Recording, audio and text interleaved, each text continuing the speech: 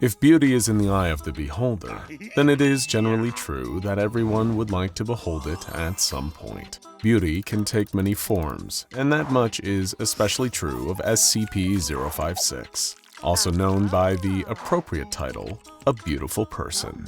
The Euclid class SCP has an infamous tendency to combine its shape-shifting abilities with an incredibly condescending and haughty attitude towards other beings. While other shape-shifting anomalies use their powers to blend in with humanity or to hunt their unsuspecting prey, SCP-056 uses its powers for the sheer thrill of being better than whatever it is mimicking. The question is, what is the true form of this beautiful person when nothing and nobody is around to see it? You might be familiar with the old phrase, if a tree falls in a forest and nobody is around to hear it, does it make a sound? Well, SCP-056 could have a variation of the phrase applied to it. What does beauty look like when there's nothing to compare it to? Or in other words, what does SCP-056 do while alone in the containment chamber? The previous time the Foundation tried to sneak a peek at SCP-056 in its natural state, the clever researchers inserted a security camera into the room in the hopes of seeing the shapeshifter let its guard down. But SCP-056 was clever too, or at least audacious enough to mock the attempt, and transformed into a security camera of much higher quality and stared back. Additionally, the footage featured a glitch of low visibility to allow the transformation to take place unobserved. Perhaps in an effort to protect what passes for modesty for its arrogant self, SCP-056 never changes shape when it is being directly observed. While it would perhaps be a mischaracterization to describe SCP-056 as shy, the elusive nature of its true form has instilled a sense of wonder about it among many members of the Foundation staff. To be able to glimpse how SCP-056 behaves when left entirely to its own devices would surely be a memorable encounter. Could it be possible that 056 is even more beautiful than comprehension in its true and currently unknowable form, and that diminishing its own appeal down to merely being a step above its subject is just another extension of its insulting personality?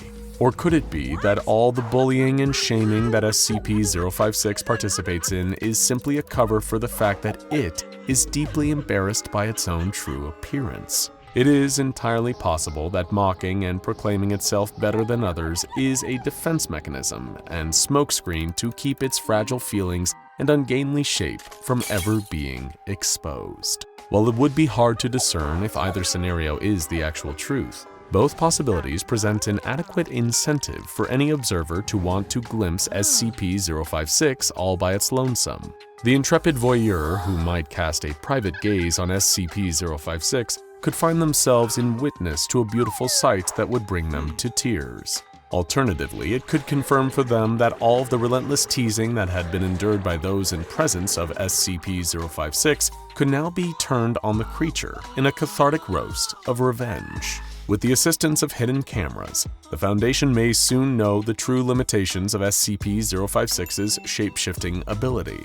Of course, we couldn't let the so-called beautiful person know that it was being observed, so the new observation and security system was installed while 056 was distracted, using a stack of modeling magazines. These publications were placed on top of SCP-056 while it was in the form of a nicer couch than the one the Foundation had placed inside of its room. The Mobile Task Force agent that placed the magazines knew what to expect. As SCP-056 promptly shapeshifted into a buffer and more toned version of the agent while holding the magazines, SCP-056 proceeded to make a series of disparaging comments about the original MTF agent's jawline, as well as implying that there was a dissatisfaction in his marriage, which stemmed from the fact that his spouse no longer found him attractive. Despite going in knowing that this kind of verbal abuse was an occupational hazard in the containment of SCP-056, the MTF agent had already been having a difficult day, and the shapeshifter's cutting comments stripped straight through his psychological armor. With tear-stained eyes and flailing limbs, the offended Mobile Task Force agent ran out of the containment unit weeping like a child. As the door auto-locked behind him, SCP-056 laughed with great hilarity at its successful torment of the man. The extent to which the beautiful person delighted in emotional damage could not be understated. This sadistic urge was likely the overriding purpose in its questionable biology, supplanting even the urge to eat and propagate itself. Though in the case of the latter, it is unlikely that SCP-056 would ever be willing to settle for mingling with anyone less beautiful than itself. Besides, if making others feel small and worthless was more a gratifying pastime, then why would SCP-056 want to share itself with any of its pathetic sycophants? Throughout numerous experiments, it was all but confirmed that SCP-056 preferred the feelings of being fawned over as opposed to acting on its own desires. If any, it would rather take the form of a beautiful woman and have several men fight over it for its amusement than find companionship with any individual one of them. The only other desire that seems to put SCP-056 into action is its competitive streak, which seems to be part of the motivation behind its shapeshifting.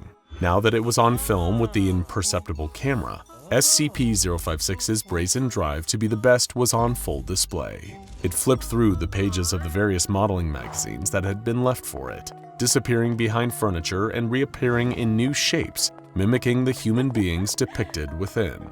The looks of each of the stunning, gorgeous clothing models were somehow improved upon when SCP-056 put its own spin on them. It was as if SCP-056 had a way of pinpointing the exact flaws that the models themselves would have wished to wash away, even without having any in-person interaction with its subject. Even minute details like the size of eyes and eyelashes and the glossiness of hair were easily altered to create a more appealing persona. The research staff watched on in rapt amazement, all but forgetting that the purpose of this new surveillance plan was to sneak a peek at SCP-056's true form.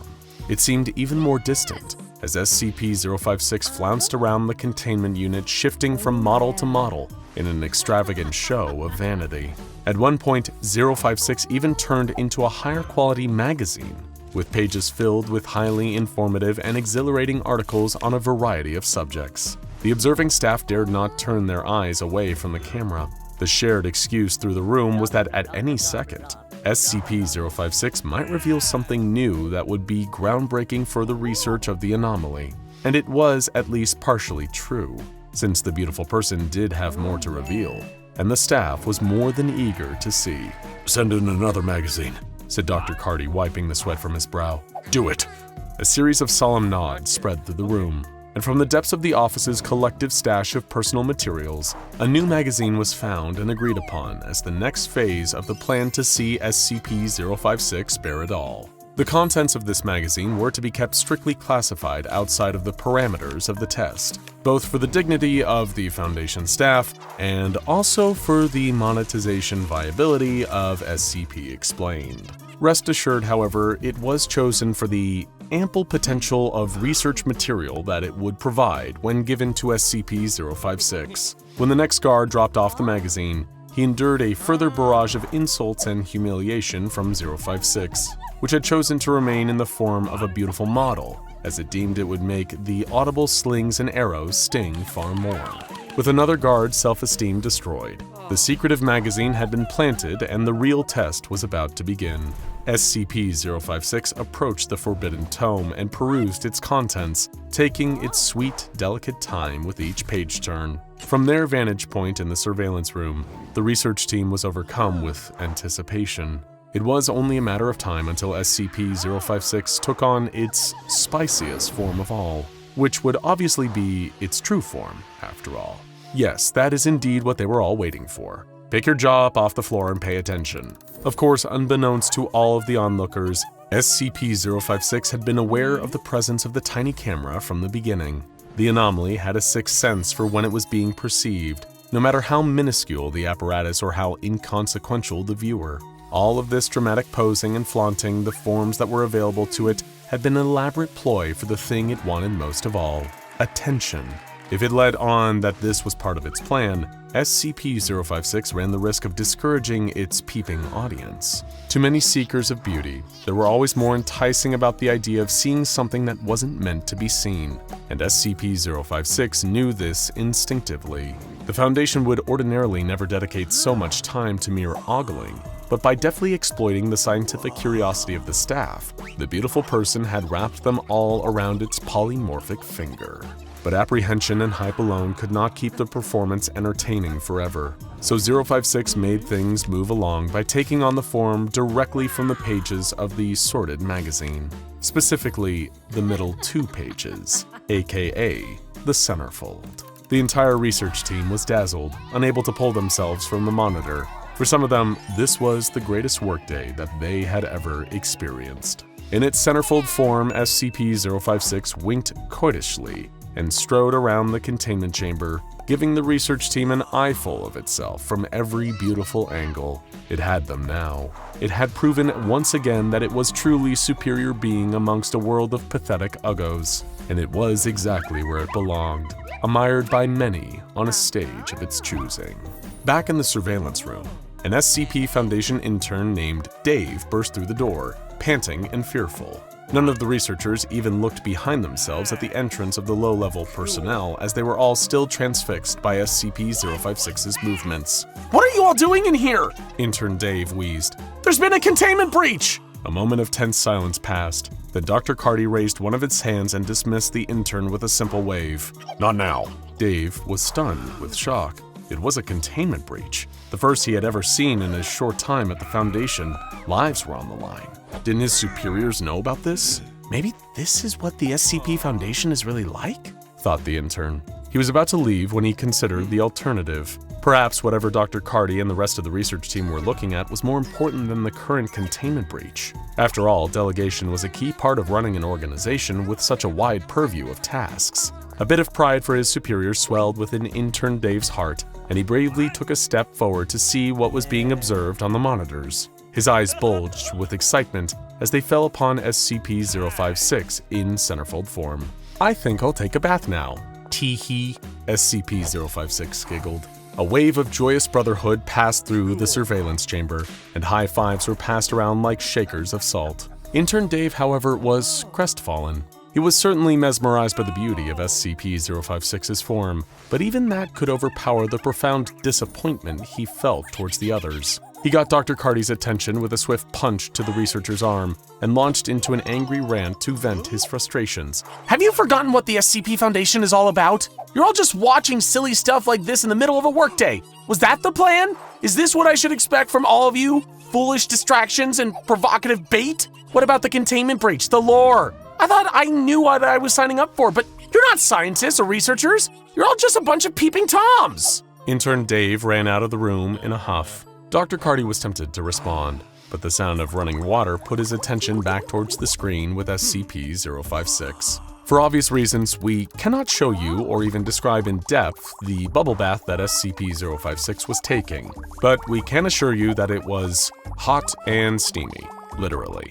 It was an objective scientific fact that the water was quite a high temperature and the room was filled with a curtain of steam. Any other details that might enter the conversation must be left entirely up to the imagination of the viewer. While the research team was captivated, SCP-056 decided to gloat aloud about just how much better than the centerfold model it was. It began to give away all the secrets of how it enhanced its form, making it clear that it had elevated itself beyond the scope of any human beauty standards and into the realm of perfection. And then, as it rose from the tub and grabbed its towel, SCP-056 looked directly into the camera.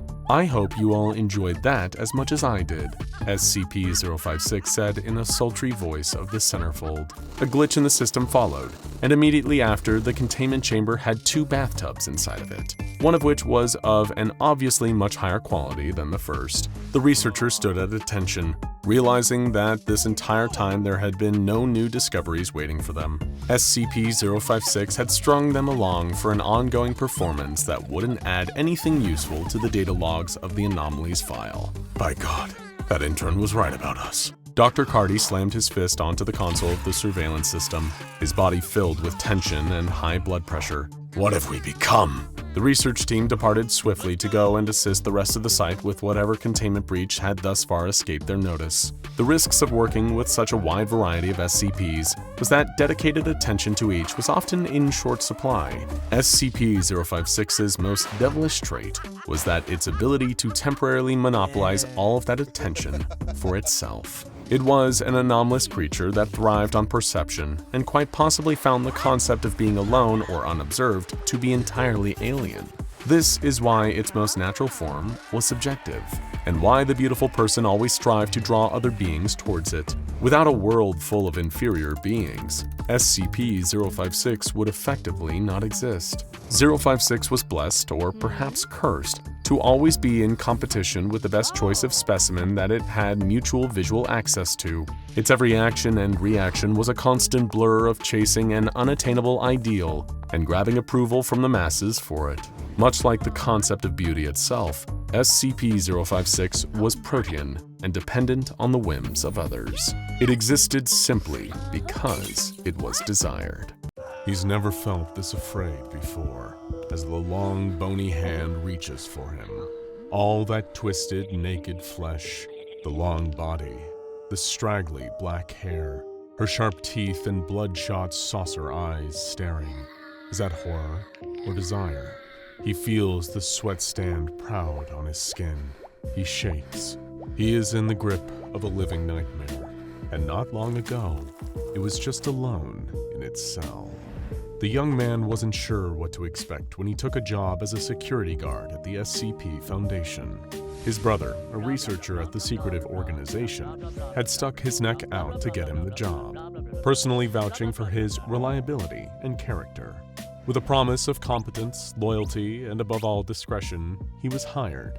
While he filled out the hiring paperwork, his brother warned him that he might see things at this job, things he would never be able to forget.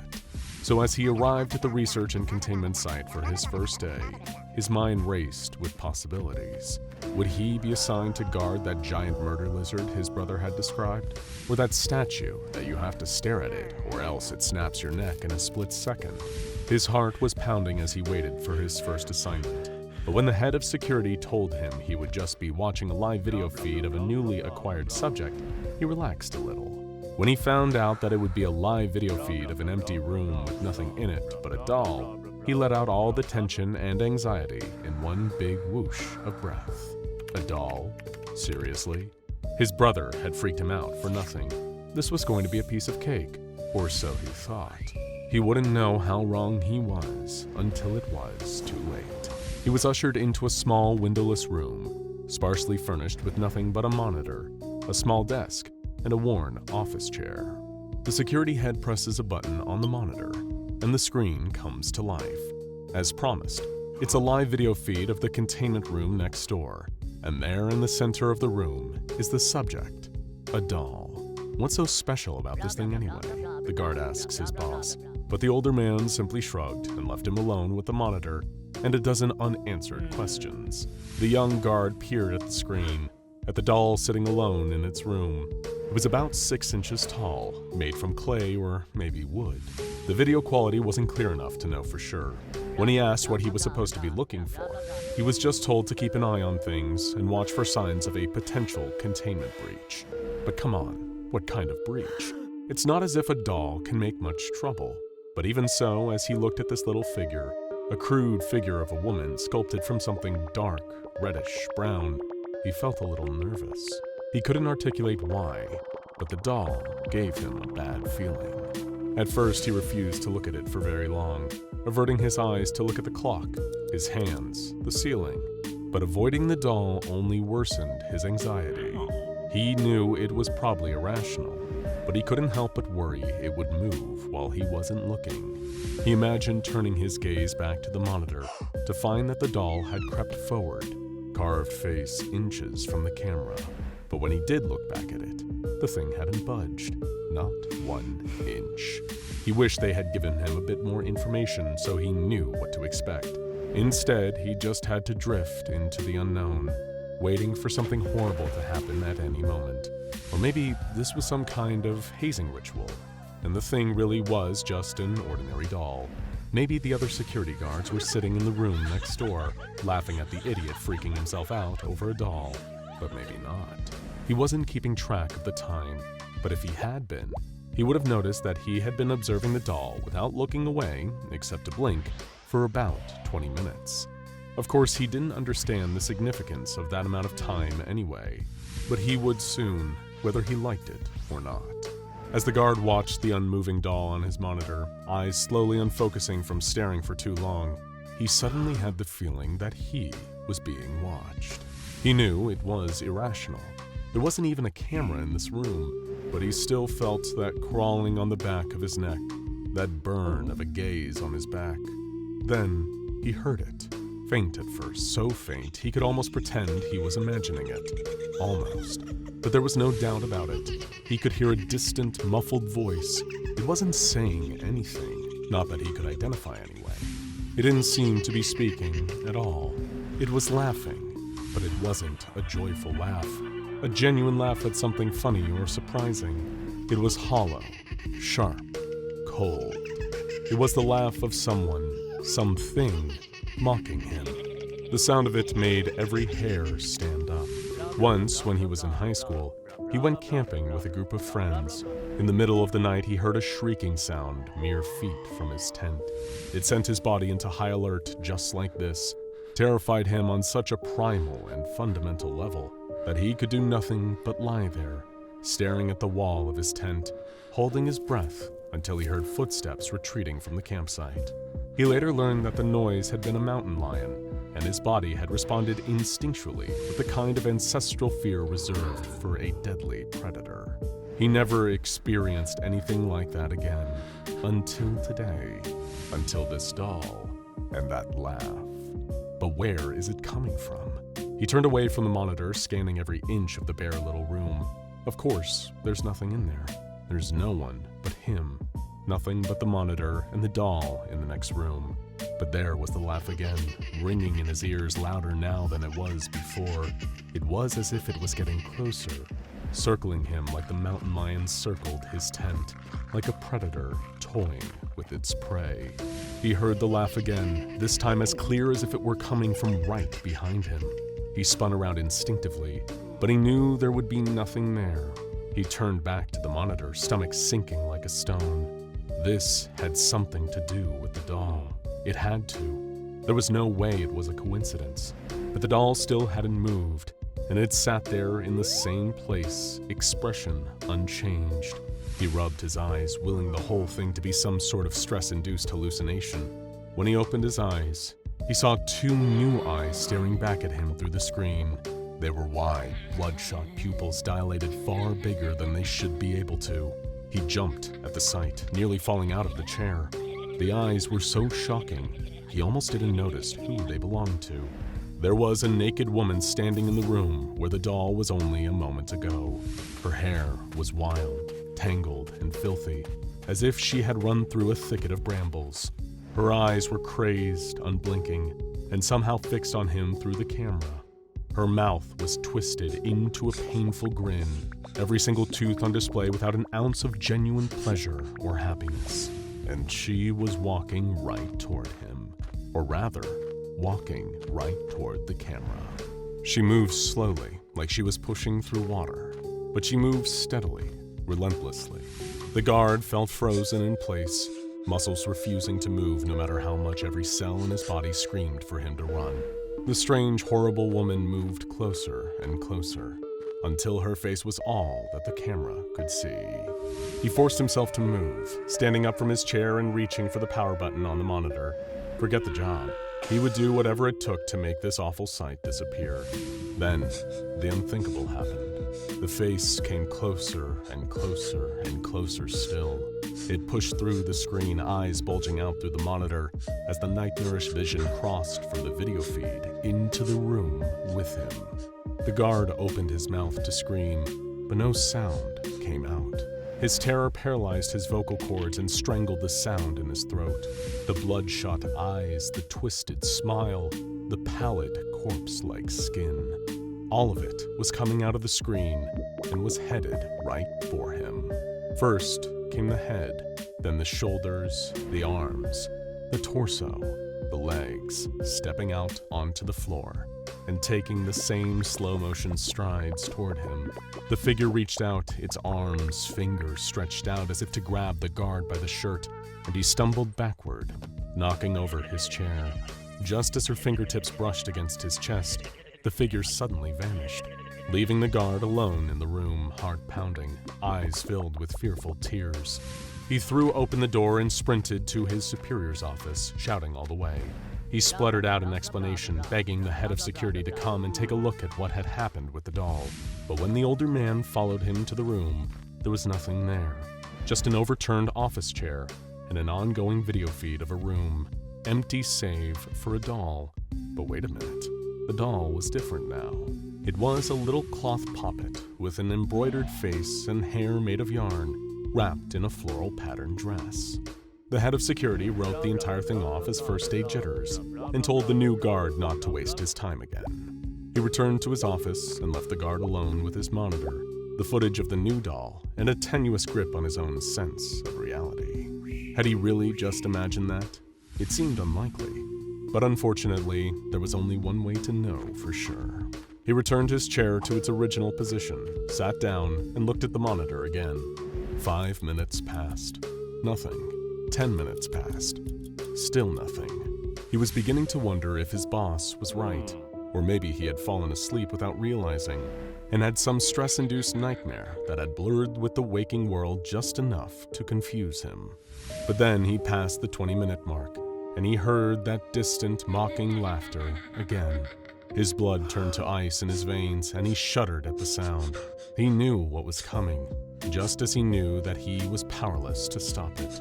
He watched the monitor, waiting for the woman to appear again, but she wasn't there. There was only the doll. The laugh grew louder and louder, coming closer and closer until it was right next to his ear. It was so close he could practically feel hot breath ghosting across his cheek, but there was no woman on the monitor. He should have been relieved, but the dread only grew. If she wasn't there, where was she? Slowly, he turned his head, looking from side to side. Nothing to the left of him, nothing to the right. He didn't want to look in the only remaining place, but he had to. It was the only way to know. He turned and glanced over his shoulder, but there was nothing there either. Then came that laugh again, higher pitched and more frantic than before. It sounded like mad, violent glee, like something that couldn't wait to tear him to pieces. It seemed to echo through the room and bounce off of every wall, off the ceiling. No, it couldn't be.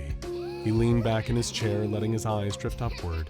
His heart skipped a beat as he saw her there, clinging to the ceiling like a giant insect, arms akimbo, head cocked to the side, eyes even wider than before. She crawled down the wall and began her slow march toward him, smile filled with malice. She hadn't done anything to him yet, other than terrify him to his core, but he had a feeling that if she managed to catch him, whatever that meant, it would be all over. He wasn't going to just sit here and let her get him. He stood up, backing away from the ghostly figure, and ran down the hall to the head of security's office again. The guard turned in his resignation right there and walked out of the Foundation site for good. He'd go get a job in a mall or something. The pay wouldn't be as good, but at least there wouldn't be any haunted dolls. But it was already too late. The nightmare was beginning to spread through the SCP Foundation. Throughout the site, people who had no idea the doll was even there began to encounter the same apparition. One researcher was making a cup of coffee when he opened the refrigerator to grab a carton of milk. Inside, he found the figure waiting for him. Wild eyes and wicked grin, arms outstretched as if to grab him. He shrieked and dropped the milk, spilling it across the floor. On the other side of the site, a research assistant was sneaking in a nap at his desk when his pleasant dreams turned to nightmares. He imagined himself walking down a darkened hallway and feeling something following close behind. He turned around and saw nothing there. It was far too dark. But then a light flickered on, and there was a woman walking a few feet behind him, grinning maniacally. The light blinked off, then back on. She was a few steps closer than she had been. The light flicked off again, then on. She was even closer. He tried to run, The light continued to flicker, and the woman came closer and closer. He felt her icy hands brush the back of his neck and woke up screaming. A researcher was making copies when she spotted the same woman through the window, walking slowly toward her. She watched in horror as the woman walked right through the wall, phasing through it like a ghost. The on-site psychologist received a record number of walk-in appointments as staff from all across the site reported disturbing visions of a woman with bloodshot eyes and a stomach-churning smile, walking toward them with unknown, but certainly not positive, intent. Soon, the site director spoke to the head of security, who reported the guard's sudden resignation earlier that day. It all led back to that doll, the newly acquired SCP-136. The items file was sealed to all those who hadn't been responsible for its recovery, but when it was opened for review, it started to make sense. The doll had done this before, and even caused an injury to a field agent during the recovery process. The site director ordered that video surveillance of the item be suspended indefinitely in order to avoid indirectly activating the item. The guard assigned to the position after the previous guard resigned was found slumped over in their chair, unconscious. Nothing was medically wrong with them, but when they woke up, they reported having, quote, the worst nightmare. They were sent home early, and the monitor was switched off for good. Whatever SCP-136 wanted to get up to alone in its containment, that was its business. They didn't have to give it the audience it so clearly wanted, not unless it served a purpose. For example, the site director was beginning to wonder, could they use the anomaly to enhance interrogations? Fear could certainly be a powerful tool in the right hands. All small towns have their horror stories, tales of places plagued by terrifying apparitions, unseen forces, and something waiting in the shadows to terrorize unsuspecting innocents. Sometimes it's a bridge at the edge of town, where a man in a bunny suit stalks, wielding an axe and looking for drivers who wander off of the main road. Sometimes it's a cabin in the woods rumored to house an old gnarled witch who steals people away and throws them into a giant soup pot. Maybe it's a cursed hotel where wicked spirits roam the halls and the guests check in but never check out. Or maybe, like the little town where 16-year-old Mark lived, it's a haunted house. Ever since he was a little boy, Mark had been terrified of the house at the end of the lane. He walked past it on his way to school each morning and on his way back in the late afternoon. The sight of it made his palms sweat, his heart beat just a little bit faster. It had once been a grand Victorian manor, with turrets and a wraparound porch painted a brilliant white. But over the years, the paint had faded to a dingy yellow, peeling away from the rotting wood. There were holes in the roof where the rain and snow dripped through between the shingles. The windows were caked with dust and grime, obscuring anything that might be hiding inside. Not that there should have been anything there. The house had been abandoned for decades. Still, whenever he passed it, Mark could swear he felt the presence of something in there, pacing, watching, waiting for him to come inside. The stories around town didn't help. His parents told him to ignore them, said that people just liked to talk when there was nothing else to do, to make up things to be afraid of, because their lives were too boring otherwise. But he couldn't avoid it. On a Boy Scouts trip when he was 12, Mark had tried to cover his ears when the other boys gathered around the campfire with him, and turned the topic to the old house, but they teased and taunted him until he listened.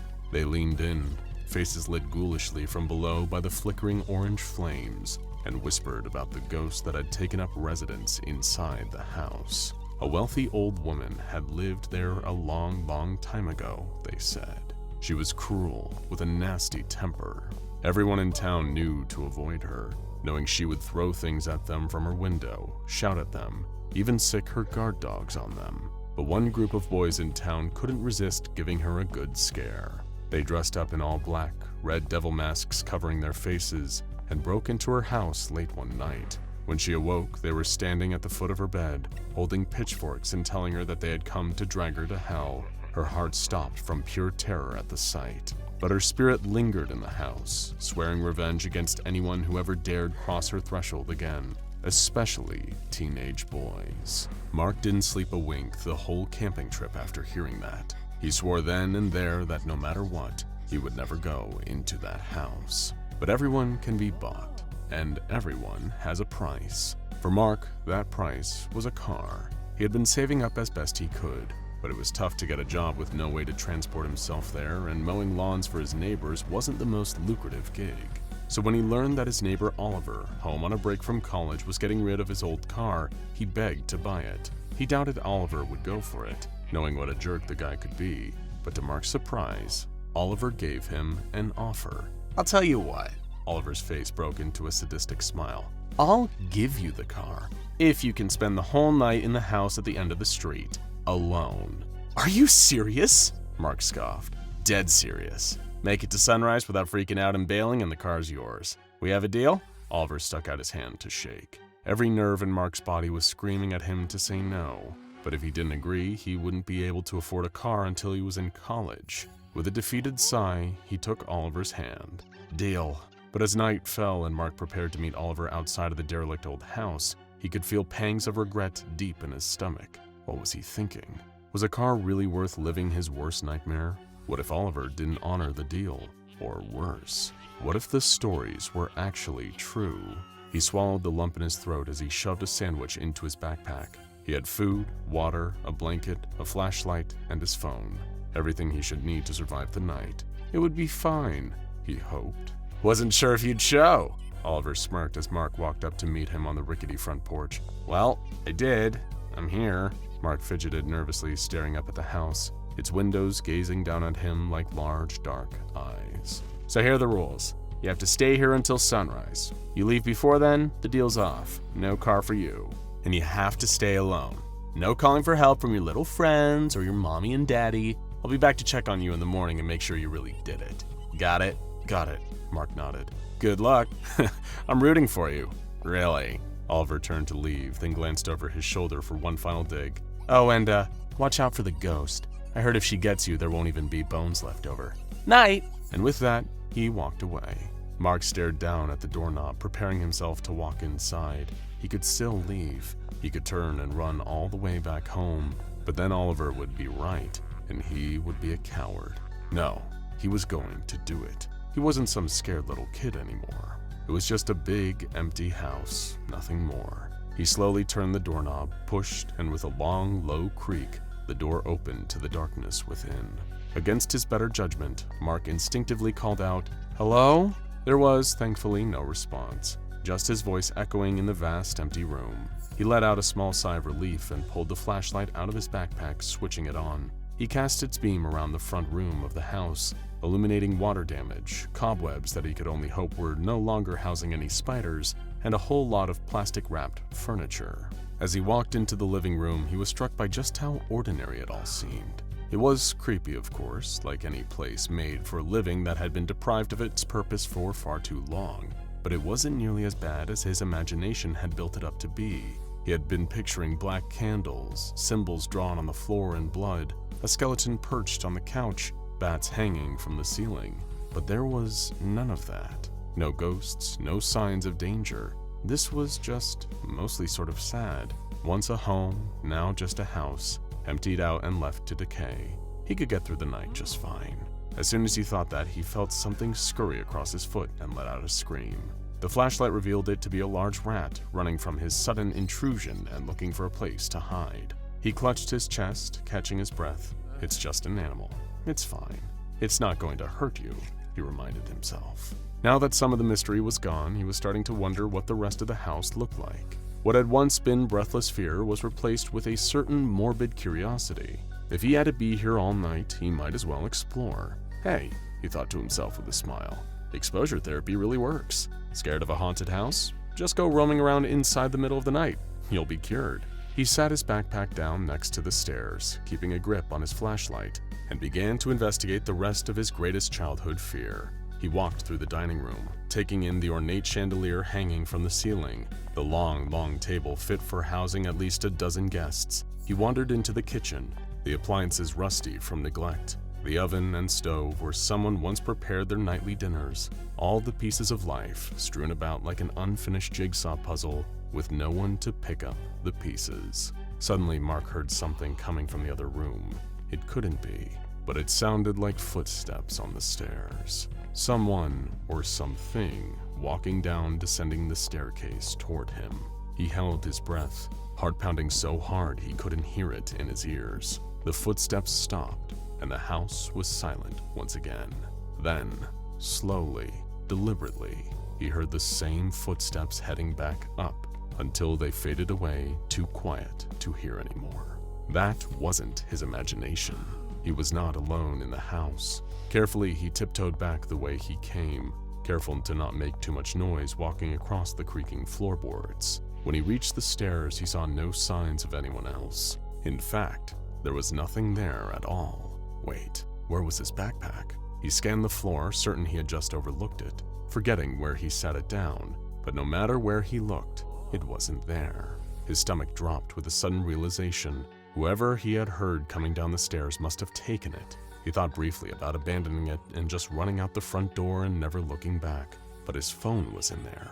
If his parents found out, he'd be grounded for months. Not to mention, he wouldn't have a phone.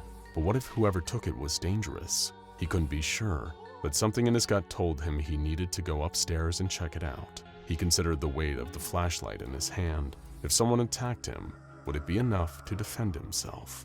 He sure hoped so. With shaky hands and unsteady legs, he began to climb the stairs to the second floor of the house. Maybe whoever had taken his backpack was just as scared of him as he was of them. It was a comforting thought, though the comfort was short-lived. As he started down the upstairs hall, preparing to search the first bedroom, he heard a door creak open behind him. He turned and froze in wide-eyed terror at the sight. There was a figure there, emerging from the shadows. A pale woman with long, dark hair wearing a white nightgown, reaching out to him with a clawed hand. "Get out!" a voice rasped. Mark shrieked, dropped the flashlight, and tore back down the stairs. He ran to the front door, but as his hand touched the doorknob, a hand grabbed his ankle and pulled. He toppled over, landing on the ground with a painful thud. "Please," he sobbed, shaking from fear. "Don't hurt me. I'll leave. I'm so sorry. Don't kill me." He braced himself for an unearthly voice, for pain, but instead he heard gleeful cackling. He opened his eyes and saw Oliver standing above him. "I knew you couldn't do it. You're such a chicken," he smirked. "What?" Mark stammered. "Come on, did you really think I was going to give you my car? Are you stupid?" Oliver scoffed. Clearly, Mark followed the sound of the new voice coming down the stairs. There was Chase, one of Oliver's equally awful friends. "He still believes in haunted houses. Did you like my work? I made myself." He held up what Mark could now see was a prop, a mannequin dressed up like some kind of ghostly woman. "You gave it a good try, but I think it's time for you to run along home now," Oliver sneered. "Yeah, run home." Ugh! Chase's taunt was cut off as he fell against the banister suddenly. "What the hell? Who pushed me?" He whirled around, but there was no one on the stairs with him. Still, Mark could hear the sound of footsteps hammering past Chase and toward him and Oliver. What happened next shocked him to his core. Oliver was dragged to his feet by the collar of his shirt, pulled by an unseen force. Then, with a loud thwack, something invisible hit him square in the nose. "Ow!" he cried out. But before he could react anymore, he was dealt another blow to the stomach, doubling over in pain. "What the?" Something swept his legs out from under him and he fell hard, head hitting the floor with a crack. Then it was quiet. Oliver was still breathing, but very much unconscious, blood trickling from his nose. "Screw this!" Chase yelled, bolting out the door. As Mark scrambled toward the door to follow him to run home before he could be attacked next, he saw his backpack sliding across the floor toward him. "Thanks for the sandwich," a female voice said, though he couldn't see the source. "I love peanut butter." "You're welcome," he stammered before grabbing his bag and sprinting all the way home. As the story of the haunted house began to spread, rumors and local news reports alike reached the ears of the SCP Foundation. Foundation staff in the area placed infrared cameras around the abandoned house, and the footage captured a human heat signature. Whatever was in that house, it was no ghost. Using infrared cameras to track the entity, it was quickly brought into custody. Before long, the entity was opening up to the Foundation, and she offered to cooperate willingly in exchange for warm food and shelter. So the invisible woman was taken to a nearby Foundation site and given the official classification SCP-347. SCP-347 is a young adult woman, standing at approximately 164 centimeters tall.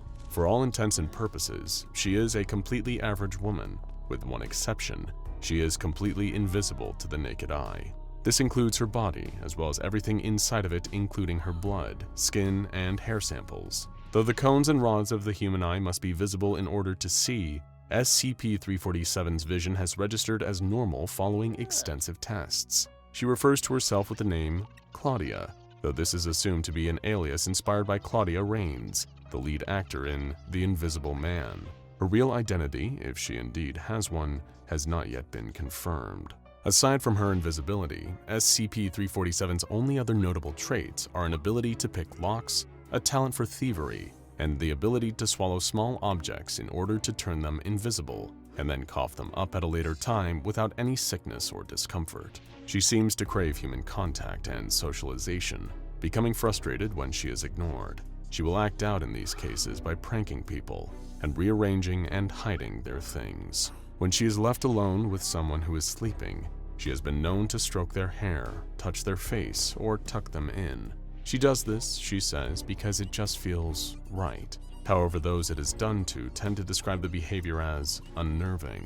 Though she is invisible in terms of visible light, she can still be seen using infrared or ultraviolet cameras. SCP-347 is currently contained at Site-1, kept in a 5-meter by 5-meter room monitored with an infrared camera. The room has an attached bathroom complete with a shower and bathtub, a queen-size bed, 2 armchairs, a desk and a swivel chair, several bookcases, a TV, and a DVD player.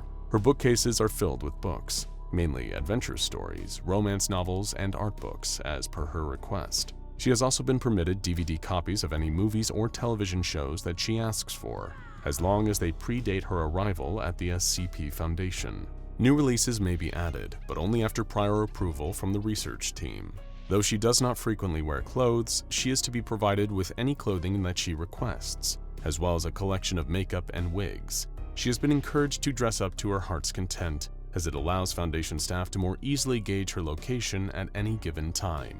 While she is inside, the door to her room must remain locked. At least 2 staff members must check her door every hour for signs of tampering with the lock. The door may only be unlocked to allow staff in and out for interviews, research, and the delivery of meals and other requested items. She thoroughly enjoys human company and will chat, joke, and even flirt with those who visit her room. She is permitted to leave her containment if and only if she is accompanied by a staff member with at least level 2 security clearance, as well as wearing a layer of grease paint on her face and gloves on her hands. This allows the staff to see her hands and facial expressions. While she is out and about, staff are instructed to treat her with respect and avoid making any rude or crass comments about her invisibility, or her state of dress or undress. If she attempts to escape, she is to be returned to her room and locked inside. If the staff are unable to detect SCP-347's location, they will be given infrared heat vision goggles and instructed to keep an eye out for unusual phenomenon.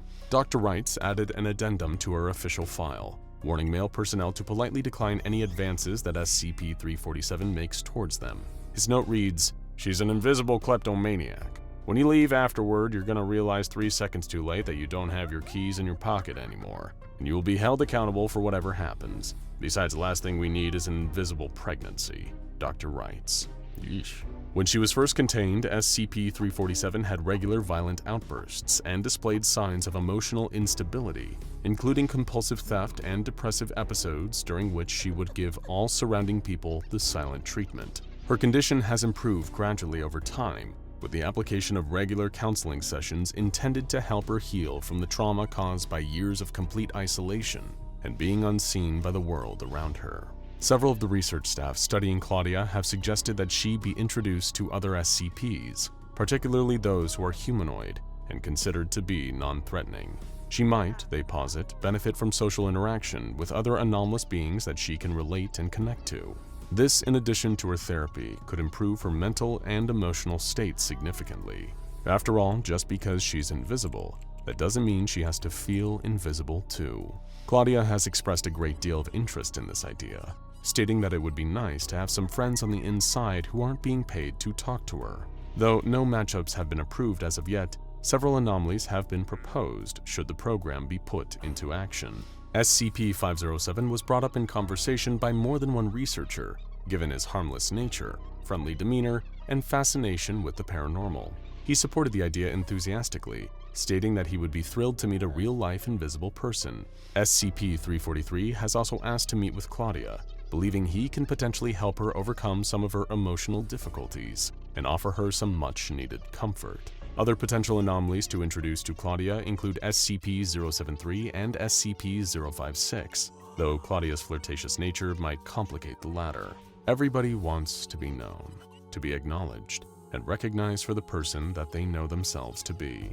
For SCP-347, it once seemed as if having that simple desire, that human need met, would be impossible for her. But now, for better or for worse, as long as she's in the custody of the SCP Foundation, Claudia can make something approximating a normal life. She can, at last, be seen. The SCP Foundation is an organization that polices the abnormal in all its forms. Whether it's a multi-dimensional chaos god, a big scaly monster, or a very effective coffee machine, the Foundation takes a pointed interest in pretty much anything outside the norm. So you're probably wondering, what would they want with Mr. Smith, a man who was about as normal and average as could be? Mr. Smith was a 47-year-old African-American construction worker with a wife and daughter. He lived a modest but contented life. He had a close circle of friends, a happy family, and was well liked among his coworkers. But Mr. Smith had no idea about the anomalous nightmare barreling down the tracks towards him. Mr. Smith wasn't just about to have his life destroyed by an anomaly. He was about to become one. It seemed like a normal day at work on the construction site when he received a phone call. It was the police, informing him that his wife and young daughter had been involved in a terrible car accident. While this is anyone's worst nightmare, it was only the start of the horrifying things that were about to happen to poor Mr. Smith. That night, when Mr. Smith went to sleep, he fell victim to a strange phenomenon. He started to disappear. While it would be easy to write off as the result of mental illness, like a kind of stress-induced mental breakdown, Mr. Smith wasn't the only one who noticed, or rather, didn't notice. His coworkers would slowly begin to forget details about him, even obvious things that you could glean from simply looking at a person, like clothes, height, or skin color. It seemed that, little by little, ever since his family died, Mr. Smith was becoming an unperson.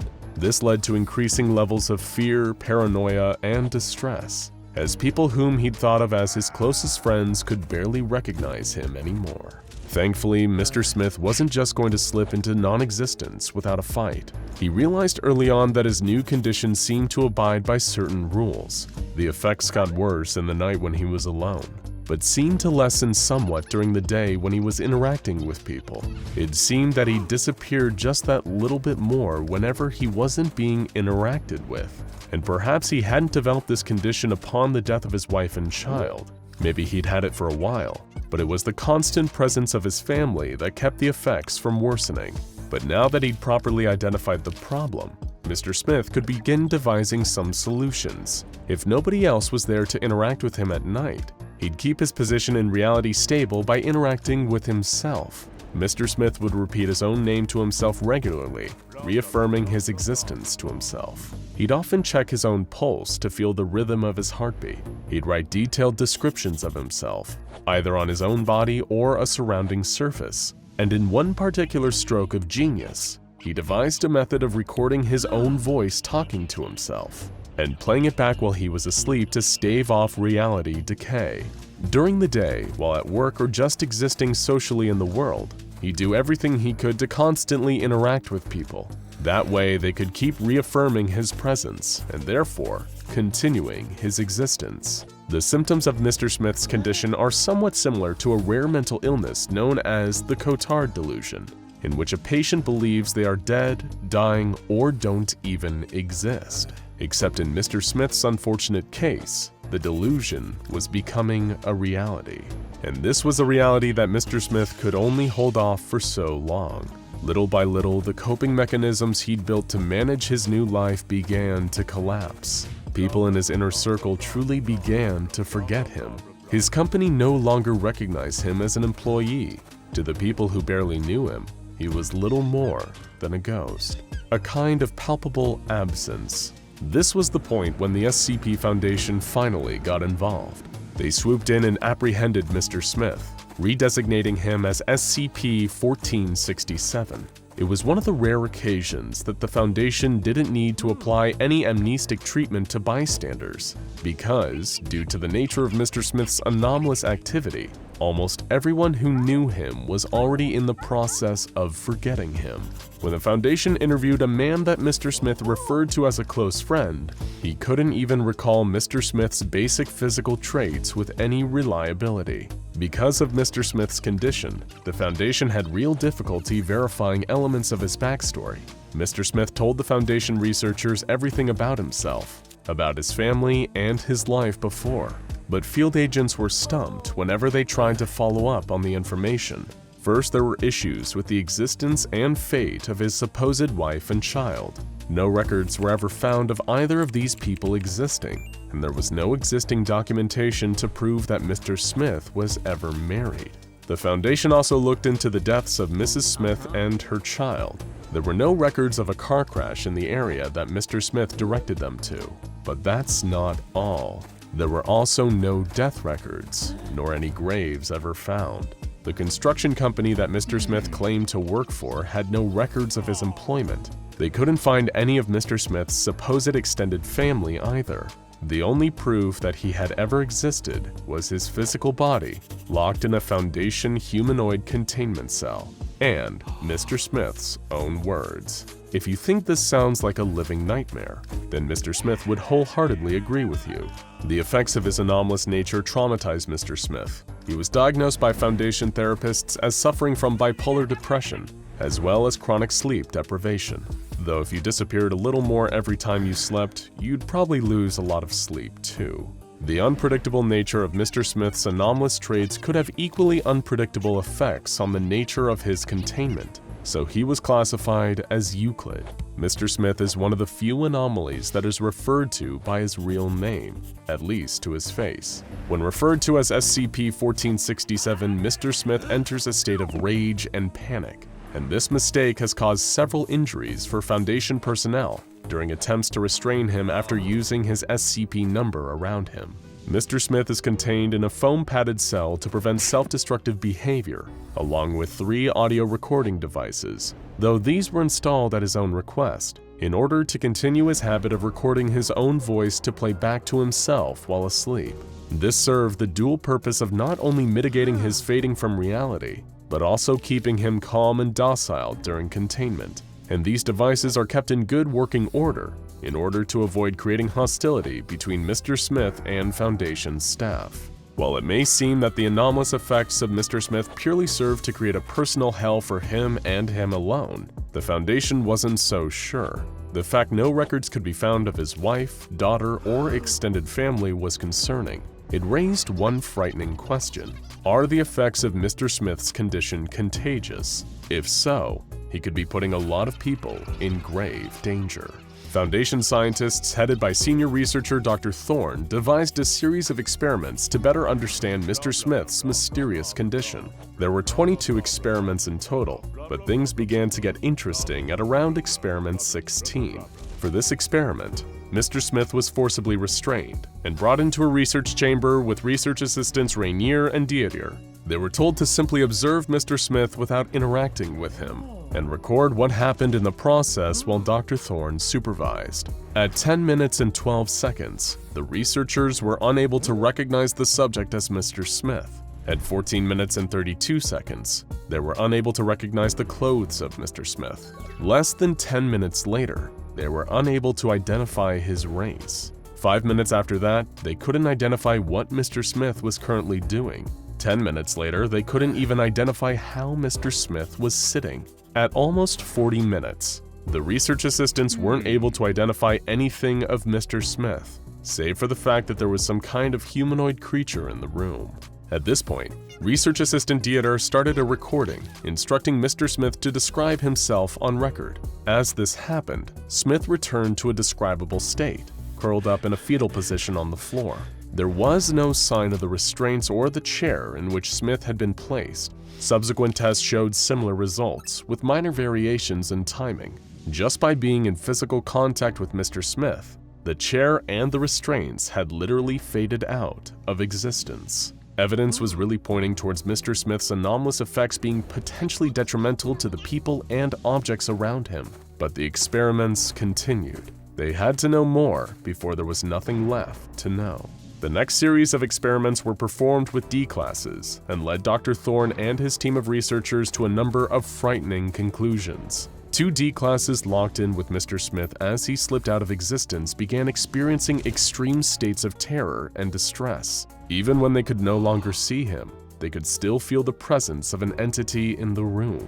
When the 2 D-classes tried to escape, one of them was almost mistaken for Mr. Smith himself. He too was now starting to slip out of existence. Both D-classes were summarily terminated, and Dr. Thorne began to wonder whether Mr. Smith's condition was contagious, or if he was instead somehow able to lash out at others in his vicinity in a more localized fashion. Only 2 other experiments were ever performed on Mr. Smith before further experimentation into his case was permanently suspended. In the first, a non-violent D-class was placed in Mr. Smith's cell and ordered to ignore him. Mr. Smith didn't take this well. He began attacking the D-class, who fought back, breaking Mr. Smith's nose. Ironically, this physical attack was actually beneficial to Mr. Smith, as the violence helped ground him in reality and secured his existence just that little bit more. In the final experiment, Mr. Smith was given a cellmate, a female D-class who was allowed to acknowledge him. The 2 appeared to become close, and their time helped stave off Mr. Smith's fading just a little bit longer. It's unknown if she contracted his fading condition or somehow was able to escape, but one day while Mr. Smith slept, she simply disappeared. Mr. Smith fell into a state of almost catatonic silence. Soon after, he began to speak again, only to repeat, "I don't want to go," again and again and again. Experiments concluded for good not long after. Because of his delicate mental state, Mr. Smith is allowed a visit from a therapist every week, and before any future experiments are performed on Mr. Smith, researchers are required to seek permission from his active therapist. Because of his effects on the minds of people aware of him, Foundation protocol is to terminate Mr. Smith immediately if he ever breaches containment. The site director has also appended a memo to Smith's file, instructing personnel to refer to Mr. Smith as SCP-1467 whenever he's out of earshot. Doing otherwise will incur severe punishments. Records on Mr. Smith are backed up in 6 separate copies and stored in different locations, in hopes that this will prevent the information from decaying like Mr. Smith's existence. Mr. Smith's story is one of pain, tragedy, and existential horror. There's no shortage of SCPs that can cause XK-class end-of-the-world scenarios, but sometimes, the terror of these anomalies pales in comparison to SCPs that can bring one person's world crashing down around them. According to all the SCP Foundation's studies, it's likely that Mr. Smith will disappear sometime soon, regardless of their intervention. Hey folks, welcome back to SCP Explained. Sorry if I seem a little out of it today. Truth be told, I've been having real trouble sleeping lately. Perhaps it's because I spend so much time pouring through the files of the SCP Foundation archive. Also, I've been catching up on the West Wing. There's plenty of creatures, entities, objects, and tales that are very effective at making you lose sleep, but none quite as effective as SCP-966. Grab yourself a pot of coffee and prop your eyelids open with some matchsticks or tape, because you need to stay alert if you want to survive this one. Though when you get on the wrong side of SCP-966, I'm sorry to tell you that your chances of survival are extremely low. And after experiencing its primary anomalous effects, the question of how long you'll even want to survive will become disturbingly prescient. Like many of our explorations into the living nightmares that the SCP Foundation deals with on a daily basis, the best way to experience exactly what SCP-966 can do is to take a look at a case study regarding one of its many unfortunate victims. In this case, that victim is a man named Terry Hallberg from New Mexico. In another life, perhaps Terry would have been an ideal candidate for a junior researcher position at the SCP Foundation. He was a scientific-minded truth seeker whose interests lied in the more esoteric fields of study, namely ghosts and aliens. Proving the existence of life in the stars and the supernatural in general was something he considered to be his life's work. This is why he moved to New Mexico, home of Roswell, and widely considered to be the UFO capital of the United States in the first place. There, he'd perform experiments on a wide range of bizarre phenomenon, from exploring haunted houses to obsessively watching the sky for any anomalous activity. He'd become a bigwig in his niche online paranormal investigation community, and his posts on the somewhat infamous Parawatch forum always garnered plenty of attention. But Terry wanted more. He wasn't in it for the fame, or the money, or the legions of insatiable paranormal investigator groupies. He was a true believer. He wanted a close, first-hand experience with the supernatural, and that was exactly what he was about to get, in addition to a very harsh lesson about being careful what you wish for. It began when he got called out to Albuquerque for a strange case of cattle mutilation. For those who don't frequent the Parawatch forums quite as often as Terry, cattle mutilation is the most common nickname for the phenomenon of large livestock, usually cows, being found dead with unusual mutilation patterns on their corpses. While the particulars of what exactly this means varies from believer to believer, with theories ranging from aliens to black helicopters, it is widely accepted across all branches of paranormal enthusiasts that when cattle are being mutilated, something very strange is afoot. Terry arrived at the ranch, and with the application of a little cash to grease the appropriate palms, he was able to conduct a recorded interview with the rancher. He was a weathered man in his early 60s, with a somewhat frantic demeanor and profoundly tired eyes. When Terry asked him if he'd experienced any unusual phenomenon in the days leading up to the cattle mutilation incident, he was surprisingly forthcoming about the hellish conditions he'd been experiencing lately. The strange experiences had been going on for several days now. It all started when the rancher noticed that a number of his cows weren't sleeping. This isn't the easiest thing to spot in a cow, because cattle engage in what is known as polyphasic sleep, where instead of sleeping for one prolonged period like humans typically do, they sleep in small intervals throughout a 24-hour period. Cows can even sleep standing up for periods of light rest, but during REM sleep, which all mammals need for healthy functioning, they lay down just like us. The problem was, in the last several days, many of the rancher's cows hadn't slept at all. It was after this that the rancher seemingly began to have bizarre paranormal experiences himself. It began with a general sense of unease and dread, which was soon followed by a sense of severe insomnia that had left him completely unable to sleep for the past 2 days. During this period, things had gotten worse. He'd experienced strange noises around his home, footsteps, what sounded like hushed voices, and occasionally even what could only be identified as a low, croaking growl. But it wasn't just noises. There was also physical evidence of some kind of intrusion. Items had been knocked over or moved. At one point, a glass of water, which had been centralized on a stable surface, had somehow fallen off the edge and shattered. The old rancher, with a trembling voice, even stated that he'd seen things moving in the corners of his eyes. Figures, shapes, little green men. And then, the cattle mutilation spree began. It may have sounded morbid, but Terry had to use everything in his power to stop himself from smiling ear to ear. While this was a terrifying experience for the rancher, for Terry, this was an absolutely textbook case of paranormal experience. And here he was, the very first person to document it all. It could be the next Skinwalker Ranch or Rendlesham Forest incident, and his name would forever be attached to it. He asked the rancher if he could see the cow's body, and the rancher obliged. Whatever had caused this, alien, ghost, or otherwise, had really done a number on this cow. Good portions of its abdomen had been torn away, with evidence of what appeared to be biting and clawing.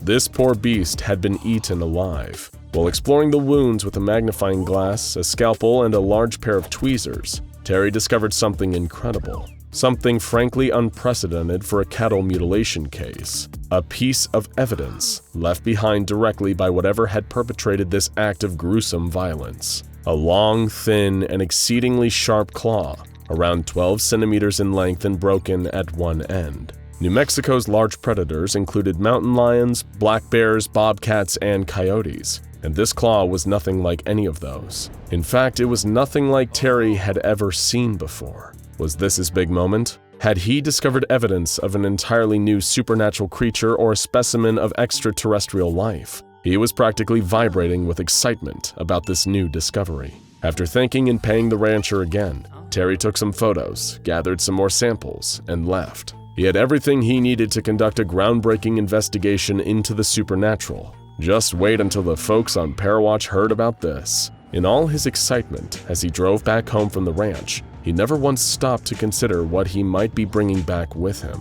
But really, in the end, it didn't even matter. From the moment he stepped onto that ranch, Terry Hallberg was already doomed. He just didn't know it yet. He arrived home and began to record all of his information onto one master document. He also began obsessively assembling outside research, hoping to find similar cases that he could add to this emerging pattern. It was a mix of phenomenon from both hauntings and alien encounters. Could this possibly be some form of alien ghost? The dream find of every paranormal investigator. Terry had to still his racing heart as the possibilities bombarded his mind. He could have been working with the paranormal find of the century here. In fact, he was so excited by all of this, he didn't even realize that he worked through the entire night. He didn't sleep a wink. After all, how could you, when such important research needed to be done? The burst of nocturnal energy felt like a godsend. The next night, not so much.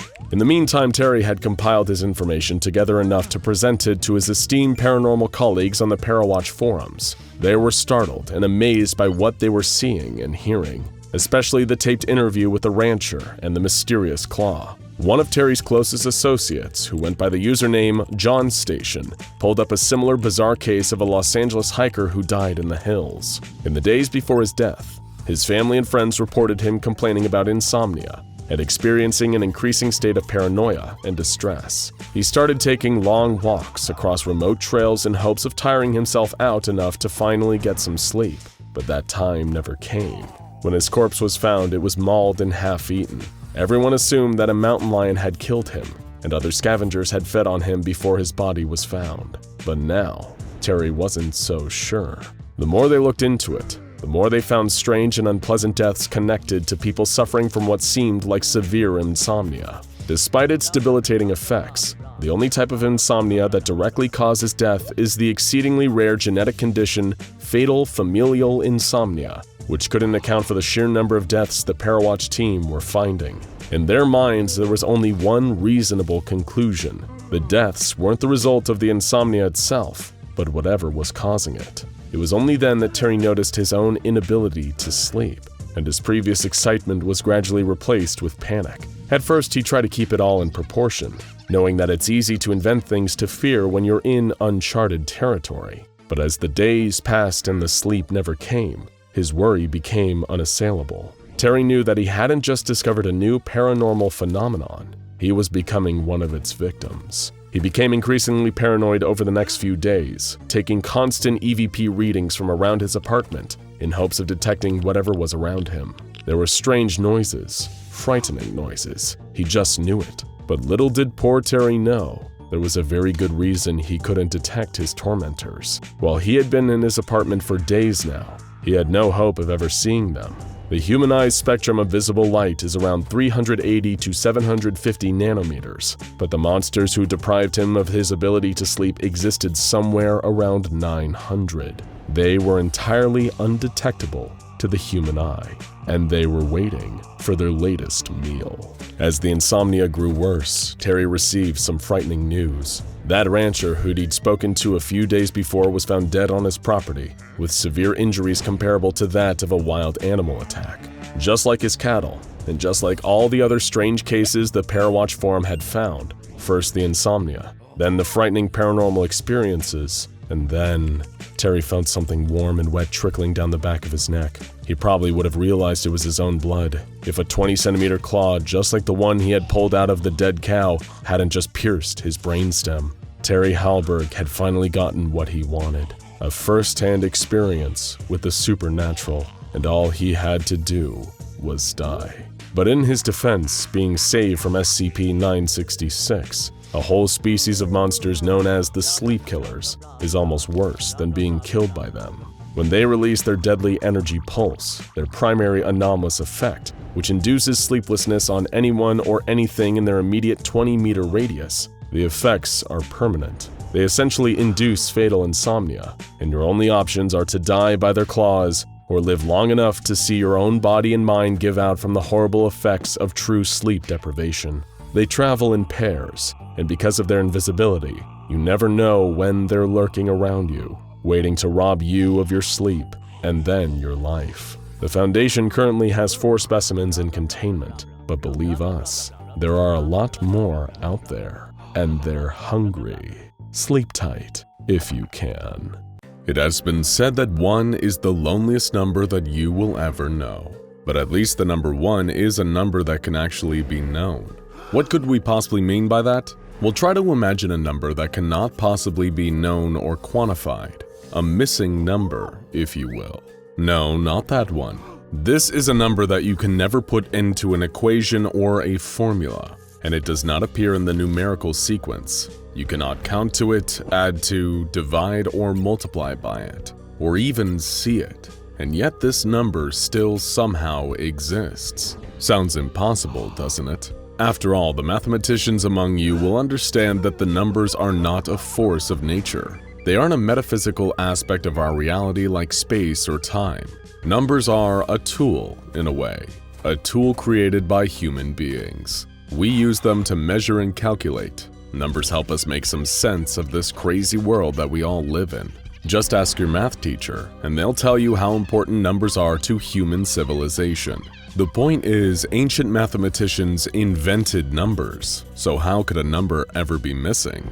What makes a number unknowable? Well, perhaps it's time you learned. Math class is in session, and today we're talking about SCP-033, also known by the appropriate nickname of the missing number. As you may have already gathered, the whole point of SCP-033 is that it can't fully be understood by the ordinary human mind. Even highly trained mathematicians, experts in the use of numbers, able to understand the most complex equations, are barely able to interpret the formula that results in this missing number. At present, it exists written down on an irregularly shaped piece of paper. This paper does not have any right angles, no parallel borders, and the length of each side is different from all others. The SCP Foundation keeps this paper stored securely, locked up at the minimum safe distance of 30 meters away from any computer or other electronic device. On the paper itself is the mathematical formula that equals SCP-033. As you can probably imagine, the formula is intensely complex. It is filled with mathematical symbols ranging from common ones that you would immediately recognize, to those that are way more sophisticated and would likely require a PhD to fully understand. And then there are parts of this unfathomable problem that would baffle even the world's most notable math geniuses. But all these symbols and numbers coalesce to equal a number that has somehow been missed by all of humanity throughout the entire history of our civilization. One noted mathematician by the name of Professor Hutchinson, who first observed the calculation of SCP-033, referred to the missing number as theta prime. Okay, so here we have a number that can barely be understood by the average person, created by a formula so complex that when written down it might as well be a page full of gibberish. Surely there couldn't be anything more to it than that, right? Wrong. You should know by now that the SCP Foundation doesn't concern themselves with the mundane, ordinary type of strange. They deal exclusively in the kind of strange that has anomalous origins and properties. In the case of SCP-033, the missing number is so complex that it practically breaks every and all rules of mathematics. In other words, theta prime cannot possibly remain fixed within our reality. The reason why the paper theta prime is written on has to have such unusual dimensions is due to the anomalous effect of the number. When written on ordinary paper, canvas, or any other similar surface or material, the missing number will begin to break down whatever it has been written on. It will literally erode and disintegrate anything on a molecular level. You might be forgiven for thinking you could get around that by typing out the equation for theta prime on a computer, but you would be wrong. This reaction even affects technology, burning out any and all devices someone attempts to digitally store SCP-033 on. And if written on literally anything else, well then the missing number will fade, become obscured and unintelligible in a matter of seconds, unreadable to anyone. We've talked a lot about what SCP-033 does, mainly because we can't really show or tell you what it looks like. Well, unless you want your computer, phone, or tablet to break down and melt from the inside out. Like we mentioned earlier, Theta Prime cannot remain fixed in our reality, and it will fade away from any surface or destroy any devices used to display or calculate it. But the anomalous effects of the missing number do not stop there. SCP-033 also possesses the ability to leap from any safe material, like the paper of specific dimensions that it is written and stored on. That is why the safe containing the paper with the missing number equations written on it has to be kept a certain distance away from any electronic devices or other surfaces that can display Theta Prime. Should a material safely storing SCP-033 come into contact with anything unsafe, say a computer, then the missing number will pass on to the unsafe device, material, or surface and begin to destabilize its atomic structure. Any paper or electronic storage device within a 30-meter safe distance of SCP-033 risks becoming a victim of Theta Prime, almost as if the number itself is an infectious virus. Although the SCP Foundation's top researchers have tried their best to find one, there currently exists no safe way to store SCP-033 digitally. The Foundation has a number of projects that are still ongoing, looking into the best possible method to store the missing number electronically, without posing a risk to their computer systems. Additionally, the Foundation has long been conducting research of a different nature, trying to find some way of weaponizing SCP-033. It doesn't seem like a bad idea, right? After all, Theta Prime functions a lot like a computer virus when it comes into contact with machines. So why wouldn't they try to use it as a weapon? It is the goal of these projects that the Foundation will be able to use the missing number as a way to neutralize hostile machine SCPs. Any anomalies that they encounter that operate on logic-based systems, such as artificial intelligences, could in theory be susceptible to the destructive effects of SCP-033. Within the SCP archive file for the missing number is a classified article that details more about the discovery of SCP-033. Before going on to explore the results of the Foundation's testing with Theta Prime's use as a cyber weapon of sorts. First and foremost is a transcript from a debriefing with Professor Hutchison. If you were paying attention earlier, then you will remember that this is the same Professor Hutchinson that first observed SCP-033. And as a noted mathematician, he has some invaluable inside knowledge on the nature of Theta Prime, as he calls it. Every schoolchild knows that 2 + 2 is 4. The solid mathematical certainty of numerical order and value is the basis for all logic-based systems. We know that after 2 comes 3 and after 3 comes 4. What this formula proves is that we missed a number somewhere. Imagine if all our technology was based on the belief that after 4 came 6. We simply didn't know or conceive of 5. That is, in essence, what this formula proves. We missed a number. The professor then goes on to ponder why handcrafted vellum works the best for containing SCP-033. Vellum is essentially an older type of fine parchment that originally would have been made from the skin of a calf or other young animal. Professor Hutchinson seems to theorize that there are 2 ways this particular material is able to keep SCP-033 written on it. 1. The irregularity of the crafting process due to human error serves to eliminate any traces of regularity that would be found in a machine-created product. 2. The irregular borders seem to confuse it somehow, as if it gets locked up looking for a pattern to identify and use as an escape hatch. I'll tell you this though. I don't think it should be left on anything longer than a few days. It will find a pattern eventually. Finally, Professor Hutchinson then goes on to talk about the anomalous effects of the missing number, specifically its ability to destroy materials or computers that it comes into contact with. Hutchinson posits a theory that Theta Prime does not actually destroy anything, but instead tries to integrate itself into a system or onto a page. But the system or page cannot cope with the missing number, and so breaks down. It is almost as if he thinks the number itself wants to be understood. It longs for humanity to understand it after having been missed for so very, very long. But Theta Prime is so utterly beyond our understanding that it has the potential to be devastating. It's like trying to cram another book into a completely full bookshelf. If you get a hammer, you can get it in there, but the whole shelf bursts eventually. If it gets out into the internet, we will potentially experience a full IT infrastructure collapse within hours. During one of their numerous tests with SCP-033, the Foundation's researchers wrote the various equations and formulae that equal theta prime on a standard piece of white copy paper, referred to as X1. Then they placed a second sheet, X2, just 30 centimeters away from X1. Within about a minute, the same mathematical symbols and formulae on X1 had started to appear on X2. After 160 seconds, the second page was full with the complex equation for the missing number. After around 5 minutes, both X1 and X2 began to appear slightly damp. However, theta prime and its related equations were still visible on the pages. After double that time, the first page X1 had begun to separate, dissolving partly into water and the rest into the pulp that had formed the paper itself. While it still kept the same standard shape and size, the formulae written on it had since become unreadable. X2 was still wet as well, but SCP-033 was still visible. After over 21 minutes had passed, X1 had been completely destroyed. The water component of it had evaporated, and the paper pulp had also disappeared. The second page, X2, soon followed the exact same process of being structurally broken down and unmade atom by atom, until there was nothing left. It becomes terrifying to think what might happen if you wrote the equations for the missing number on another human being.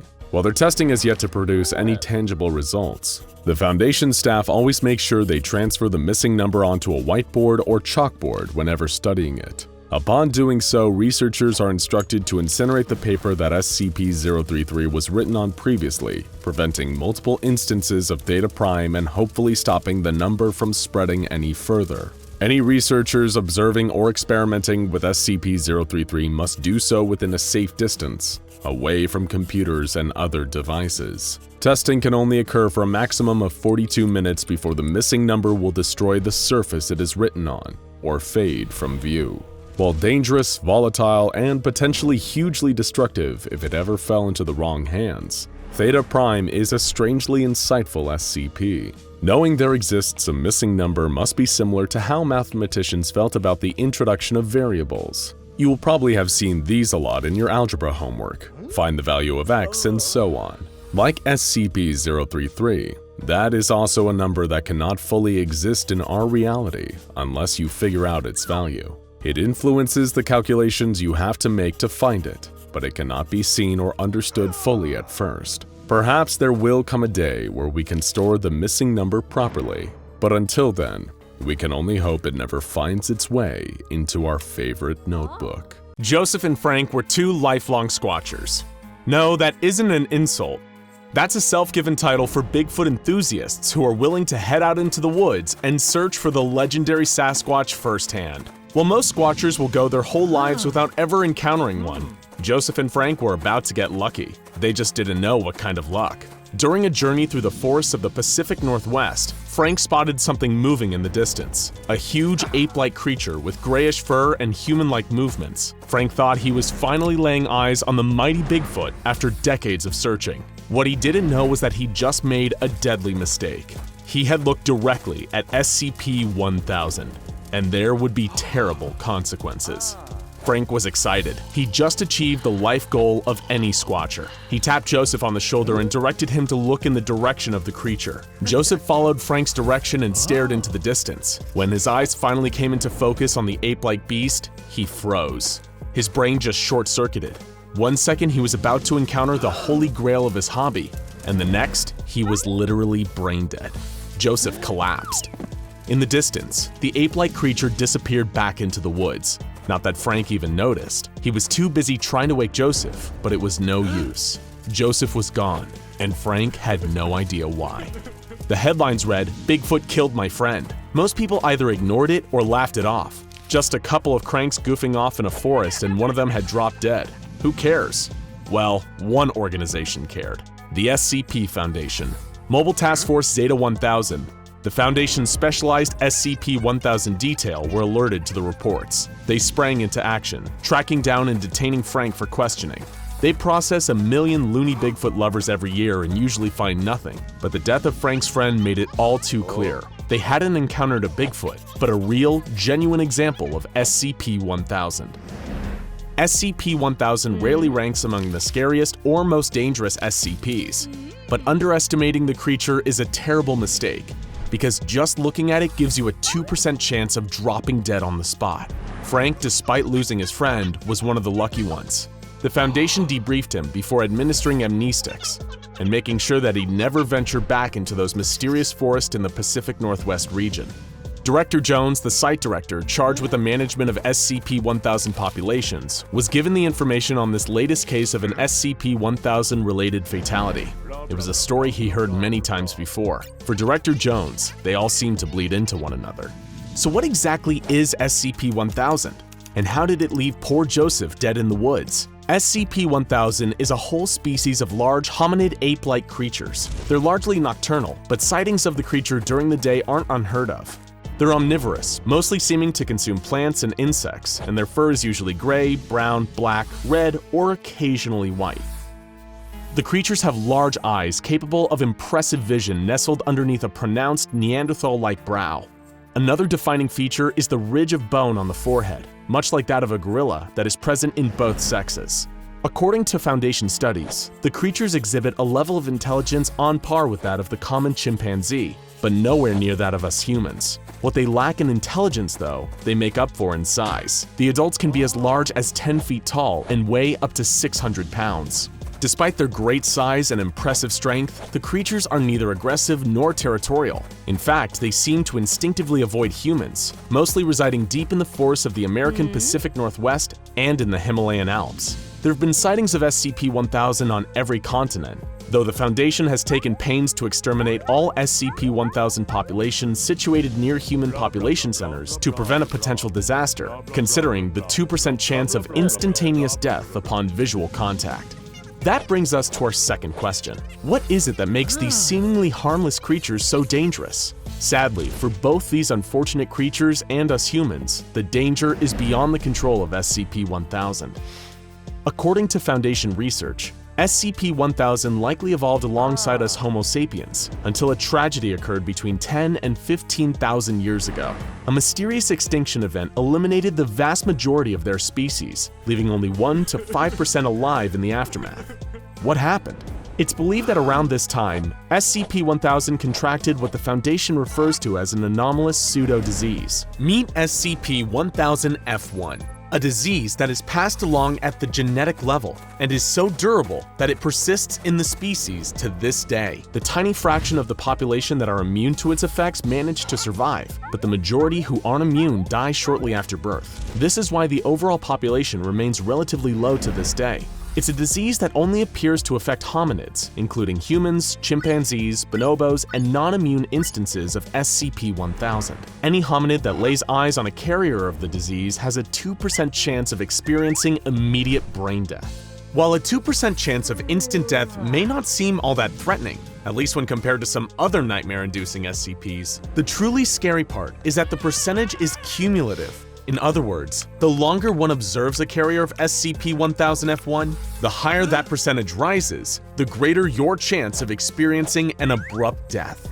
According to Foundation studies, the percentage rises by around 1% every 20 minutes, and the percentage also varies between specimens, with some exhibiting a terrifyingly high death chance of 90% upon viewing. This death chance continues to occur in dead specimens if they carry the anomalous pseudovirus while alive, though thankfully the risk doesn't appear to apply to small fur or tissue samples. The Foundation's true concern actually goes far beyond SCP-1000 themselves. Because of the species' close relation to Homo sapiens, there's a worry that SCP-1000-F1 could transmit to humans, causing our own species to meet a similar fate.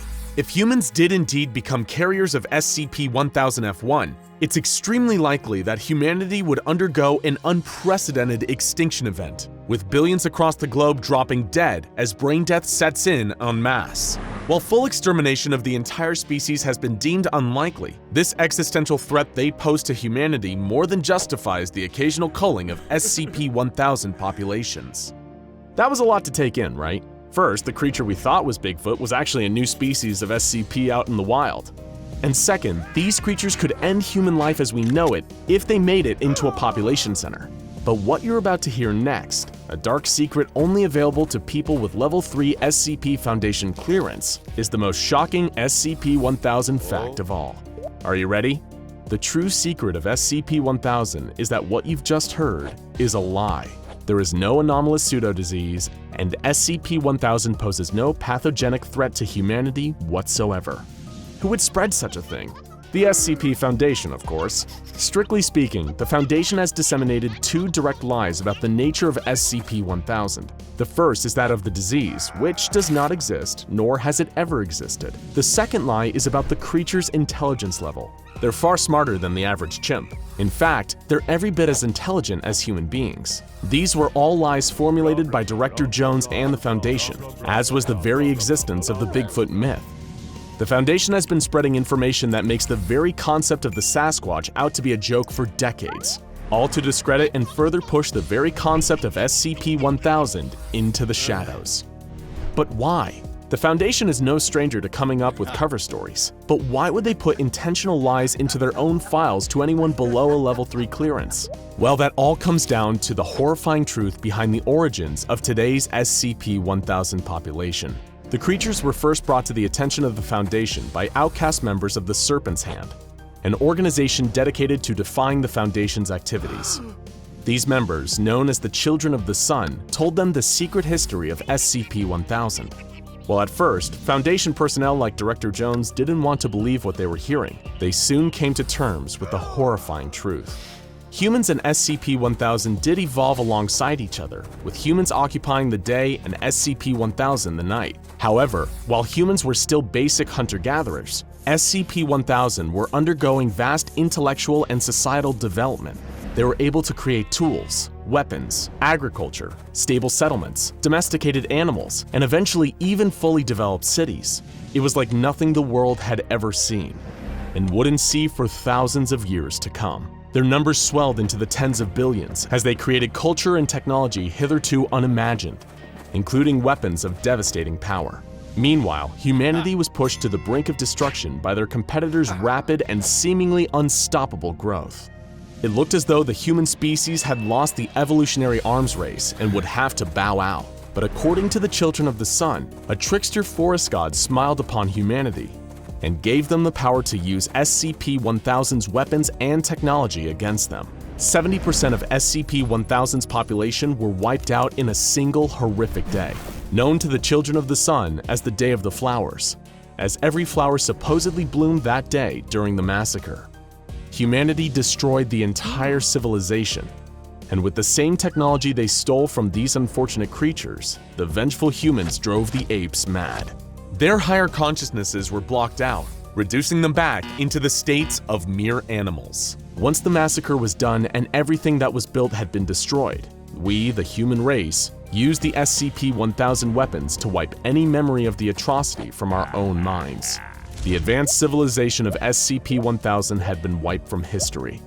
Humans returned to their plodding path of evolution, none the wiser. For thousands of years, all the way up until today, this time remained a mystery to us. So again, why did the Foundation lie to us? What did they have to gain by convincing us all that it was dangerous to even look at these creatures? Well, as the frequency of sightings and the attempts of communication increased, people like Director Jones became aware of a frightening possibility. What if the pendulum was swinging back? What if the apes were regaining their lost intelligence and worse, still harbored feelings of revenge for what we did to their species thousands of years ago? Even the mere possibility that they could do to us what we once did to them is a chance that the Foundation simply cannot take, and thus, limiting contact between humans and SCP-1000 at all costs is an absolute must. However, in spite of the Foundation's fears, one intercepted message from the apes suggests that their paranoia may be misplaced. This message, translated from an attempt at communicating with Foundation personnel, reads simply as follows: "We forgive you. Given choice for now, not forever. Let us back in." It's enough to make you wonder what species the Foundation should really be keeping tabs on here. After all, when it comes to meting out violence and death, humanity has a track record to rival the worst creatures in the Foundation containment cells, and few examples illustrate that better than the tragic case of SCP-1000. It was 1948 in Villa Blanca, Guatemala. As night fell, two young boys, Carlos and Miguel, played a game of soccer in the street. It was a quiet town full of humble, hard-working people. and they were about to come face to face with a monster. Typically, when something like this happened, you'd know exactly who to call: the SCP Foundation. Problem is, while these days we can generally depend on the hardworking agents and researchers of the Foundation to save us from any anomalous supernatural threats with their tactics, expertise, and equipment, it wasn't always this way. There was a time before the SCP Foundation became the titan of anomaly combating prowess it is today, and it's that time that we're focusing on today. It all comes back to a strange and violent creature wandering the darkened streets of Guatemala, or as Dr. Charles Ogden Gears proposed we call it, SCP-001, the prototype. SCP-001 is a topic that we've covered in a number of videos, but even then we can never quite capture the full scope of this wily designation.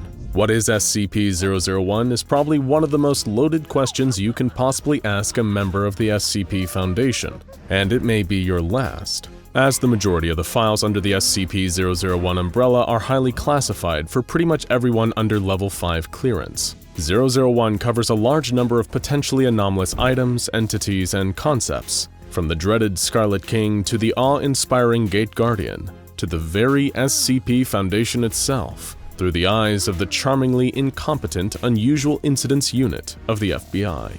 Perhaps they're all real, perhaps only one of them is, and the rest are in there as a smokescreen. Perhaps they're all fake, red herrings laid down to hide the trail to something even more secretive and fantastic. All we know is that 001 seemed to be gathered around a collection of loose themes: the beginnings of the Foundation, events or entities that could end the Foundation or even the world, and key formative moments in the Foundation's history. Dr. Gear's proposal for SCP-001 lies firmly in the latter camp, and if you keep watching and listening closely, you'll see exactly why. Back to Carlos and Miguel, the pair of 11-year-olds playing football on the quiet back streets of Villa Blanca. They were kicking the ball back and forth when they heard a strange screeching noise in the distance. At first they thought it was some kind of injured bird, squawking desperately for help.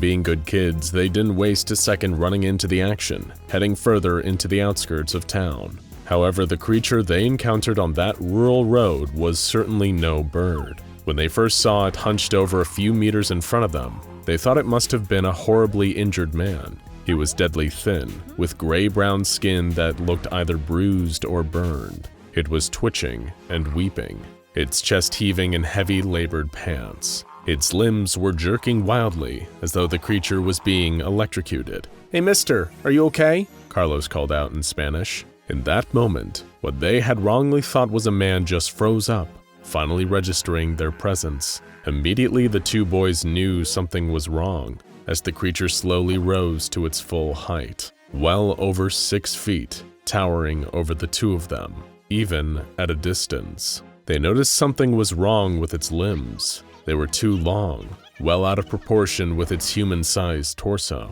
It didn't have hands and feet, at least not in the way that humans do. Instead, its slender ankles terminated in long black spikes, and its wrists each split off into 3 equally black claws. But worst of all was its face, if you could even call what that monster had a face. Its head was split in the middle by a huge mouth. At first, its gnarly lips were pursed, but they soon slid open with a low, rumbling roar. The boys could feel their knees shaking as they saw the monster's mouthful of long, rotten fangs. Something started sliding up the dark passage of the monster's throat. A translucent, milky blue sphere. Was that thing an eye? It made the two boys feel sick to even look at it. That's when the eye started to glow, and the space around the monster began to shimmer slightly, like some kind of terrible sorcery. As the two boys felt a strange force pulling at them, trying to tug them into the creature's embrace, they were suddenly jogged from their frightened paralysis and decided to finally make a run for it. There was no doubt about what had just happened.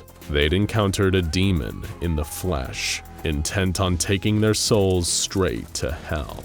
When the two of them told their parents, they were met at first with disbelief. Two young boys saw something that frightened them in the dark, perhaps an animal, if anything at all, and they'd let their imaginations run wild. It was typical of children, However, things didn't seem quite so simple when more sightings started popping up. People all across the town of Villa Blanca started seeing this monster, all with matching descriptions. A huge, emaciated beast with a mouth for a face, its glowing blue eye nested inside.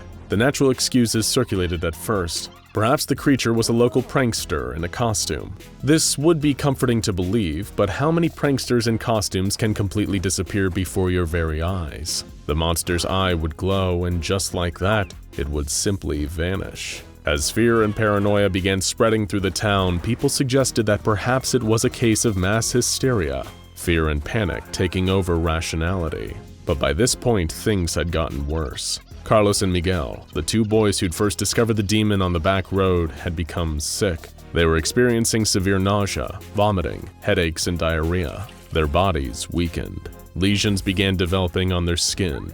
As their conditions deteriorated, and it seemed as though nobody was capable of treating them, a rumor spread that the monster was somehow inducing this sickness. The town doctor didn't have the expertise to diagnose it, but the boys were suffering from acute radiation sickness, and they wouldn't be the only ones. Many of the people who'd reported sightings and close encounters with the monster started coming down with severe radiation sickness. To the townspeople, it just seemed to be a demon spreading some invisible plague among them, but the horrors wouldn't stop there. It seemed that this demon also liked to take a more direct approach to harming the townsfolk, because not long after the sickness broke out, people started disappearing.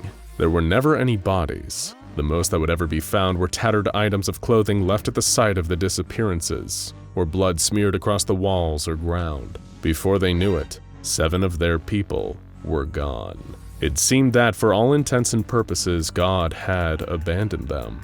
They were playthings of the demon now. Thankfully for the townsfolk who weren't yet irradiated or vanished, an organization was forming, one that might be their only chance at salvation. Someday in the future, it would become known as the SCP Foundation, but it had a lot to learn before it got there. You see, the reason that this iteration of SCP-001 is known as the prototype is that, if Dr. Gears is to be believed, it may be the first anomalous entity that they ever truly faced. So naturally, getting the creature captured and contained didn't go quite as smoothly as most of their modern jobs, despite the comparative simplicity of this old threat. General Machoy, an ex-military operator that became part of what we'll once again call the precursors to the Foundation, led a research and recovery team into Villa Blanca to hunt down and retrieve the beast that had been causing all this misery and death among the townsfolk. However, this proved to be easier said than done. While its bestial appearance might fool people into thinking the monster was just a mindless animal, later writings on the creature would describe it as both incredibly cunning and terrifyingly fast. When a group of armed personnel first tried to engage the creature directly, they had no idea that they were walking right into the middle of a bloodbath.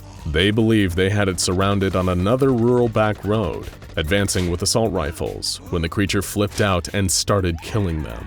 The prototype proved to have frightening offensive capabilities. Its 3 dark claws easily carved through the armor of the soldiers trying desperately to contain it. The creature moved so fast that none of them could reliably draw a bead on it, and if any of them could, it was holding their severed head before they had a chance to squeeze the trigger. But death by the creature's claws was one of the more pleasant ways it could kill its victims. At one point during an engagement with precursor troops, it opened its mouth and unveiled its glowing blue eye. At this point, one of the soldiers screamed and suddenly seemed to be sucked inside of himself, completely disappearing.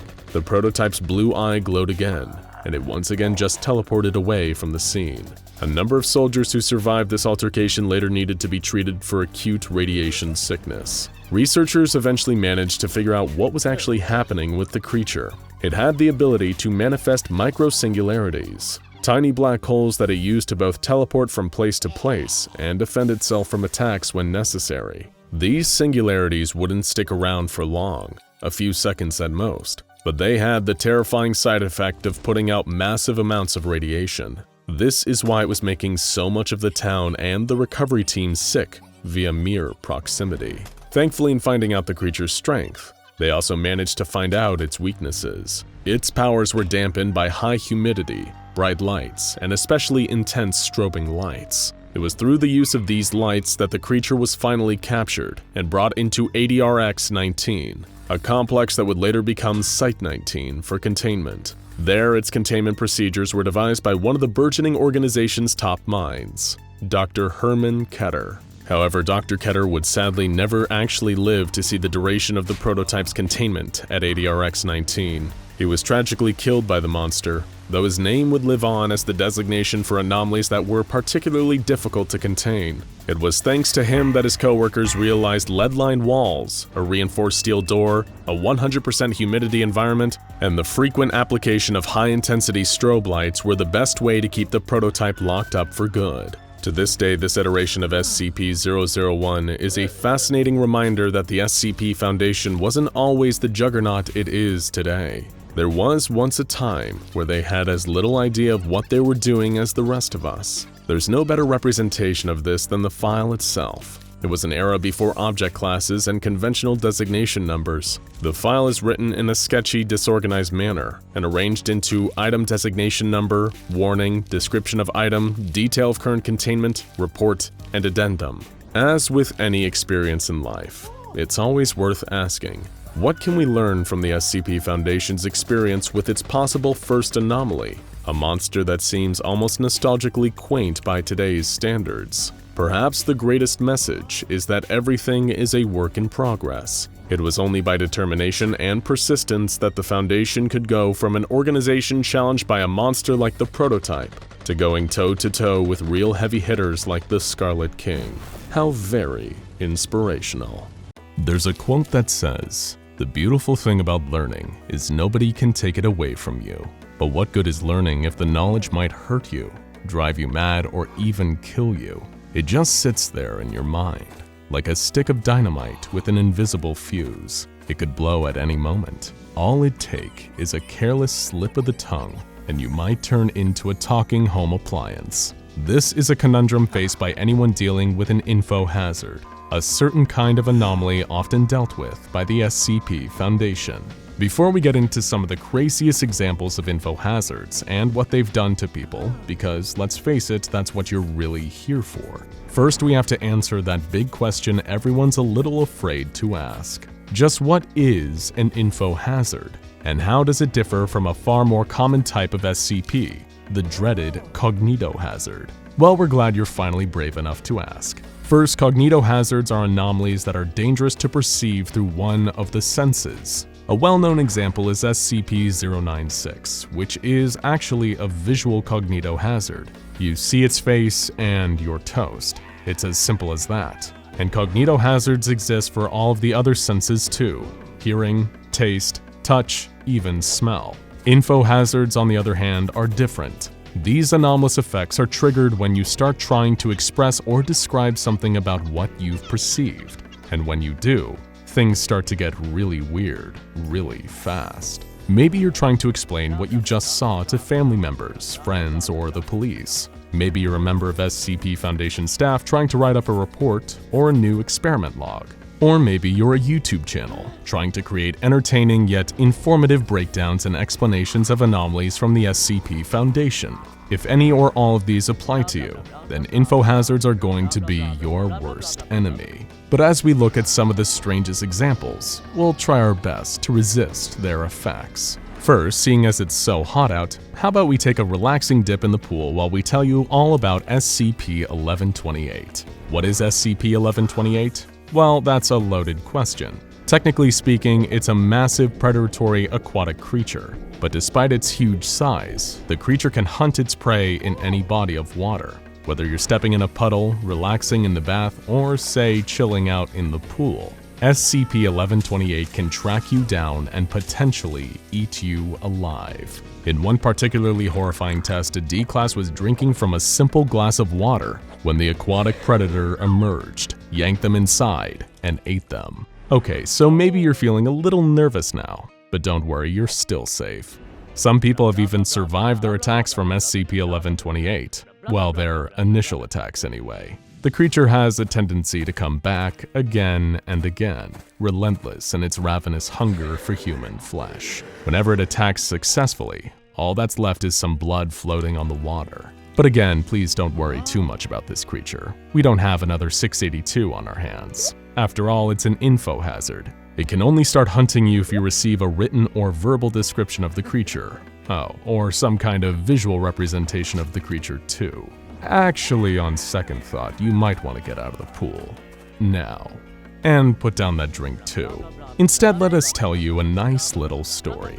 You step into a bar, smelling of fine liquor and rich mahogany. You even get a whiff of some fine leather-bound book. You see us sitting at the bar, motioning for you to come over, and you decide to approach. You're intrigued by our winning smile and our vast knowledge of anomalies and SCP Foundation lore. You take a seat next to us and order a drink. Get something fancy. It's on our tab after all. Our treat. What does this have to do with Infohazards, you ask? That's the thing about SCP-1893, kid. We say, our dulcet tones smoother than scotch. You can never just talk about it. It's an infohazard that forces information about it to be delivered like a story. That's why we're in this bar right now. That's the setup. It expresses actual information about itself through the dialogue, see? You nod, beginning to grasp the concept as the bartender serves you your drink. It's been forever since you've been to a bar. Feels good to be out again, honestly. You drink deeply, savoring the flavor, but you almost choke when you see the man standing in the corner. He's so large and so distinctive. It surprises you that you hadn't noticed him before now. He stands in the corner, a freakishly tall and muscular guy, like a basketball player who decided to become a pro bodybuilder. His muscular arms are bulging out of his white vest, and a pair of bull's horns are tattooed across the top of his bald head, making him look like the devil made flesh. He stares at you with a subdued kind of annoyance, as if to say that you're not in real danger quite yet. But if he wanted, he could grab you and twist your head off like a bottle cap. What's with the huge guy, you ask us, more than a little concern in your voice? Oh, him? We reply with a smirk. He comes with the anomaly. He appears in every SCP-1893 experience to an extent, though his level of involvement varies. If SCP-1893 doesn't perceive you as an annoyance or a threat, then you're good to go. But if 1893 starts to feel like you're gonna cause it some problems, then the guy with the horn tattoos is gonna intervene. Speaking of which, you look up and you see that the giant man is now standing next to you, brow furrowed in visible rage. He picks up your drink and crushes the glass in his hand without flinching, dripping booze and blood onto the counter. He snarls, "I think you've had enough, buddy. Now it's time for you to leave, or we're gonna have to get physical. Capiche?" You don't need to be told twice. You grab your hat, get up and leave the bar, abandoning us on our lonely stool. But our next infohazard still awaits. You like poetry? Japanese poetry, yes? The humble haiku. It's Dear 931, a unique infohazard. It's so poetic. Though specifically it takes the form of haiku. So what does that mean? A rigid structure. The first line 5 syllables, then 7, then 5. We can't talk about this in ways other than haiku. It is challenging. Object class is safe. It is kept at Site 19. Need 3rd tier clearance. So what is this thing? SCP-931. It is a rice bowl, white with a blue band and a cracked blue pattern, all inside the bowl. And we must confess, we took that one from the file. Man, haikus are hard. 3 inches in height, 4.5 inches across. Metric doesn't fit. No maker's marks found. Suspected to have been made late 1900s. Really makes you think on the skill of these poets. Sans anomalies. Sure, it can't kill you, but writing these drives you mad. Curse 931. Trapped in this rhythm scheme makes the old man's torture world look like a resort. Okay, let's move on. Other SCPs to see. We're sick of haiku. Okay, back to normal. Time to shake off the structures of SCP-931 and talk about another iconic infohazard, SCP-3007. This incurable infohazard is a lot less whimsical than a rice bowl that forces you to write and speak in haiku. In fact, it's literally killed 7 people, and some in surprisingly gruesome ways. The main component of the Infohazard is known as SCP-3007-1. This is an extremely vivid anomalous hallucination that affects those under the 3007 umbrella, known as SCP-3007-2. To be afflicted with SCP-3007 is a truly horrifying and debilitating condition. The hallucinations occur at an average of 4 times a day, with each episode lasting for as long as an hour. And during these episodes, the victims are at risk of grievous bodily harm, or even death. So the question now is, what exactly is the SCP-3007-1 hallucination? To the people experiencing it, they appear to be transported to a strange alien world consisting of a huge number of white towers or pillars stretching into the sky. SCP-3007-2 specimens are trapped on a series of bridges, incredibly far off the ground, that connect these various structures. This anomalous area is known as SCP-3007-3. It is important to remember that people transported to this world still remain, physically, in our own. However, any damage sustained with SCP-3007-3 will carry over into our own reality. To give one particularly gruesome example, some people fall from the precarious bridges and tumble to their deaths in SCP-3007-3. Back in our reality, they suddenly explode from the damage of an invisible high-speed impact, killing them instantly. There's much more to SCP-3007, enough that it probably warrants its own explanation, and the SCP Foundation takes it extremely seriously, believing that if the Infohazard is allowed to breach containment and become contagious, it could result in an XK-class end-of-the-world scenario. As a result, anyone found to be infected by SCP-3007 is contained and summarily terminated to reduce the risk of its spreading. To make things even worse, there are also concerns about SCP-3007-3 seeping into our reality, as those standing within a 2-meter range of SCP-3007-2 during a 3007-1 episode can actually hear the sounds from the terrifying hallucinatory reality. Okay, that was a little scary. How about instead of falling to your death without falling at all, we talk about a nice movie. Gonershrav by Martin Scorsese, one of the best gangster movies of all time. Wait, you've never heard of Gonershrav? It's got everything. Action, suspense, romance, a mountain of black thorns on which lives a dark tyrant of terrible and unknowable power. You sure you've never seen Gonershrav? Well, here's the thing. All signs point to movies like Gonershrav's and many others simply not existing. This comes as a result of SCP-2747, an Infohazardous phenomenon that causes people to talk about works of fiction that don't exist. These works often feature commonalities, like an ethereal or disturbing tone, ambiguity, black thorns, and a sinister, mysterious antagonist. The Foundation is doing all they can to hunt down and suppress SCP-2747, but it's proving more difficult than they'd imagined. Currently, the leading hypothesis is that these tales may have actually existed once, but were erased from reality, leaving only the residue of memory and the odd scrap of evidence around. Many researchers speculate that the various pieces that form SCP-2747 are anafabula, pieces of fiction accidentally composed with the perfect elements to cause them to quite literally erase themselves over time. Now, the greatest concern that the Foundation has about these anafabulas is that they might actually be one, and their reality is on the precipice of collapse. But we really don't have time to unpack that right now, and like SCP-3007, a full explanation of this anomaly would take some time and is probably best tackled on its own. But there you have it, folks, Infohazards. They all say that knowing is half the battle, but in this case, it is the whole battle, and if you know, you lose. Not really a battle at all, come to think of it. More of a trap.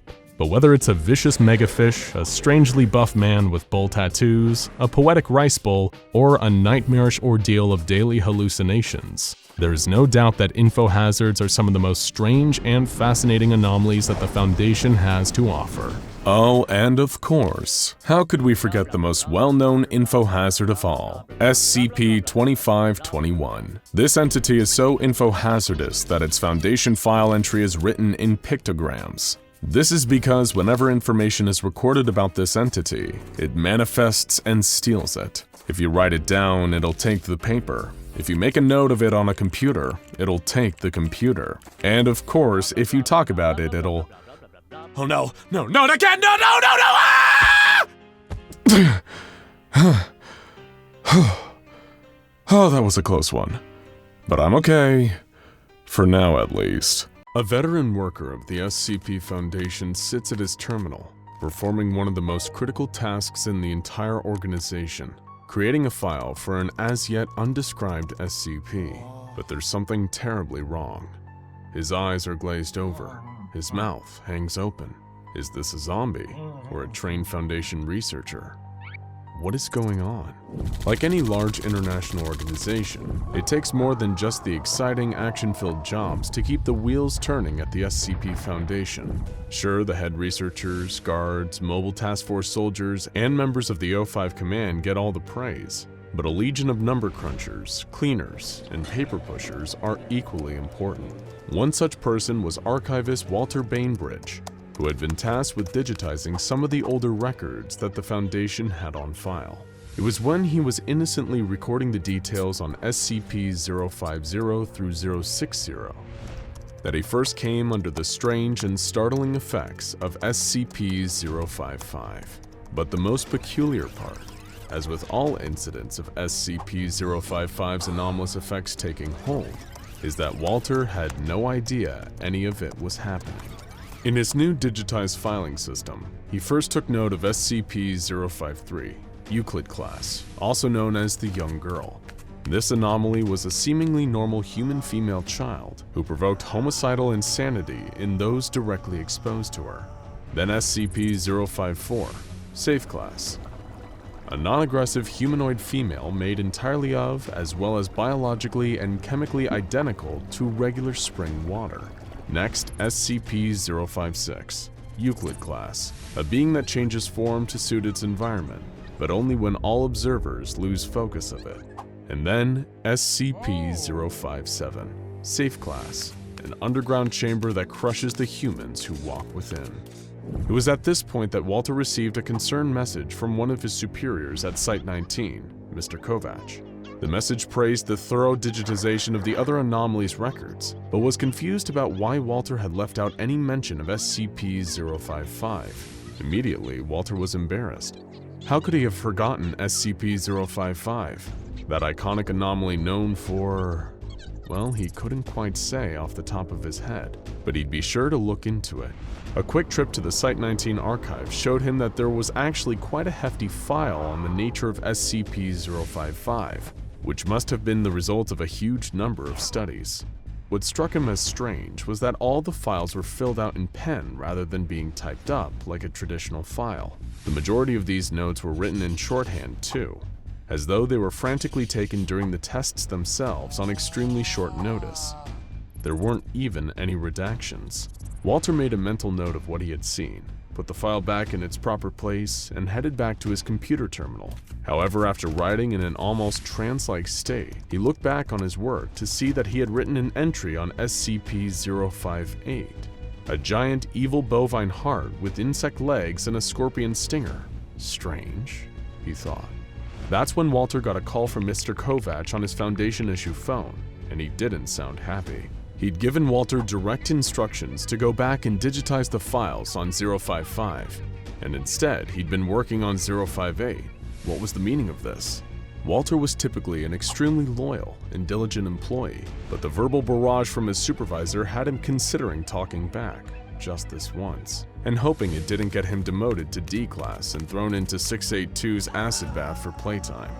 Walter gulped, picked up some courage, and interrupted Mr. Kovac's rant to ask if he had any idea what SCP-055 actually was. The line went silent for a moment, then his supervisor spoke again, this time with less confidence. Of course I can tell you about SCP-055. It's a classic, one of the first 100. How could you forget it's, it's... I think it's the one with, Another long pause as Mr. Kovac seemed to search for the words, but instead just trailed off into silence. Knowing that some of the anomalies on file were dangerous mimetic hazards, Walter was worried for a moment that he may have accidentally killed his boss by getting him to think too hard about SCP-055. He asked if Mr. Kovac was okay, and finally got a reply.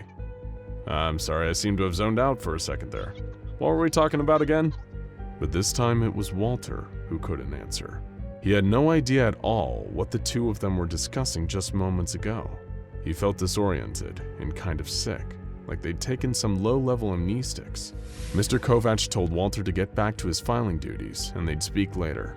Walter then checked the messages he'd received from Mr. Kovac earlier, and there it was, plain as day. You missed 055. Go back and digitize that before proceeding, Mr. K. But Walter had never even heard of an SCP-055 if such an anomaly even existed. What was going on here? In that moment, Walter realized he was dealing with something much stranger than just a standard digitization job. After all, how could he properly complete his duties if SCP-055 seemed to be impossible to speak, write, or even think about, unless he were directly observing it at that moment? Walter had to know, and ask around the entirety of Site-19 to find the answers if he had to. Sadly for Walter, he was about to embark on a much more challenging task than he could have ever imagined. To paraphrase a supposed quote from Socrates, "All I know is that I know nothing." And that's also about the extent of the knowledge we have on SCP-055, also known as the anti-meme and the self-keeping secret. What does it look like? When and how was it obtained by the Foundation? What are its anomalous abilities? Is this thing dangerous? We may never know, because the only anomalous ability of SCP-055 that we're aware of is the fact that nobody is capable of retaining any information about it. It's crucial to note that whatever 055 is, it isn't invisible or indescribable. Foundation personnel are perfectly capable of entering its containment chamber and observing it without incident, but mere minutes after leaving the chamber, any memories of the particulars of 055 seem to spontaneously erase themselves. Hence, the self-keeping secret. But this didn't deter Walter. Perhaps his greatest advantage was that he didn't know enough about the thing he was investigating to know how futile his mission was. He wanted to know the unknowable, and a pesky issue like impossibility wouldn't stop him. He'd get to whoever he needed to at Site-19 to get the answers he needed. Of course, most people had no knowledge of the mysterious anomaly. The common response he got back from his colleagues was, 055? Do we even have a 055? While the realization of sudden memory loss, or the realization of 055's existence, has been known to cause momentary stress, there are no known long-term physical or mental effects from 055's anomalous abilities. It's a fleeting idea in its purest form, like forgetting why you walked into a room. 055 could be the most harmless object on the Foundation's roster, or the most deadly. Either way, we just don't know. At times, Walter worried he was going insane. 055 and everything related to it was gaslighting him. Was 055 even real? The one thing that proved to him that 055 must have existed is that its containment chamber existed. According to the official records kept by the Foundation on the Site-19 containment facilities, 055 is kept in a 5x5 by 2.5 meter square room, constructed of 50-foot thick cement, with a Faraday cage surrounding the cement walls.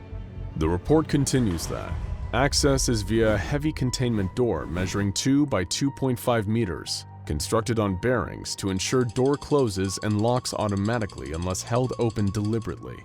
055 cell is one of the few to have no posted security guards, and any personnel working on other SCPs in the area are ordered to remain at least 50 feet from the geometric center of 055 cell, where the anomaly itself is kept. When he tried to explore further why the cell was constructed in this manner, he found that, surprise surprise, nobody knew. 055 was an anomaly whose containment requirements were so mysterious that it automatically netted itself a Keter class designation. After all, how can you properly contain something you can't even hope to comprehend? There were plenty of rumors about the true nature of 055. Some of the more conspiratorial minds at Site-19 theorized that 055 was actually an autonomous or remotely controlled spy inserted into the site to observe Foundation operations, or even humanity as a whole. If you're on the more paranoid end of the psychological spectrum, this theory makes total sense. An anomaly that's physically impossible to remember, even when writings and pictures on the subject exist, would be a perfect spy. However, this was all ultimately little more than speculation. Walter was barely any further along than when he started. There were multiple points in his investigations where Walter seriously considered giving up, until finally, he had a major breakthrough. Dr. Bartholomew Hughes and Dr. John Marichek were two scientists that had performed extensive research into 055, and who, Walter hoped, might have the answers he sought about the self-keeping secret.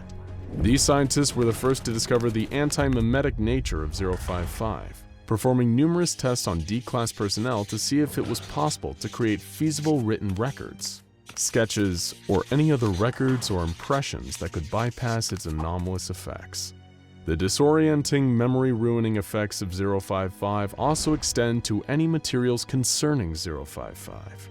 It seems to be a truly uncrackable code, but Dr. Hughes may have finally found some cracks in the armor.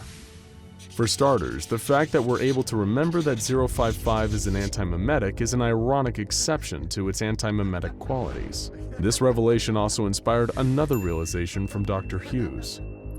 Would it be possible to discover more about 055 from the process of deduction rather than the typical induction? In other words, could they possibly learn about 055 by figuring out all the things it isn't, rather than what it is? Dr. Marichek designed an experiment with Dr. Hughes to explore this theory. They designed the experiment around a simple question: is 055 not spherical? In designing the question to specifically find out what 055 isn't, they hoped to subvert the anomaly's anti-memetic powers. Walter was fascinated by this potential method of getting answers. Marichek and Hughes found that, while the questioning process for those exposed was often arduous and frustrating, they could now definitely say that 055 is not a sphere. It is theoretically possible to discover the true nature of 055 by an almost endless barrage of deductive questions, though whether Command would authorize the resources for such extensive testing is still an open question. Walter, in his desperation, begged Marichek and Hughes for clearance to view 055 himself. The curiosity had become too great during his search to just walk away with the single fact that 055 wasn't spherical. He needed to see this thing. And after several weeks of filling out forms and cutting red tape, his wish was finally granted.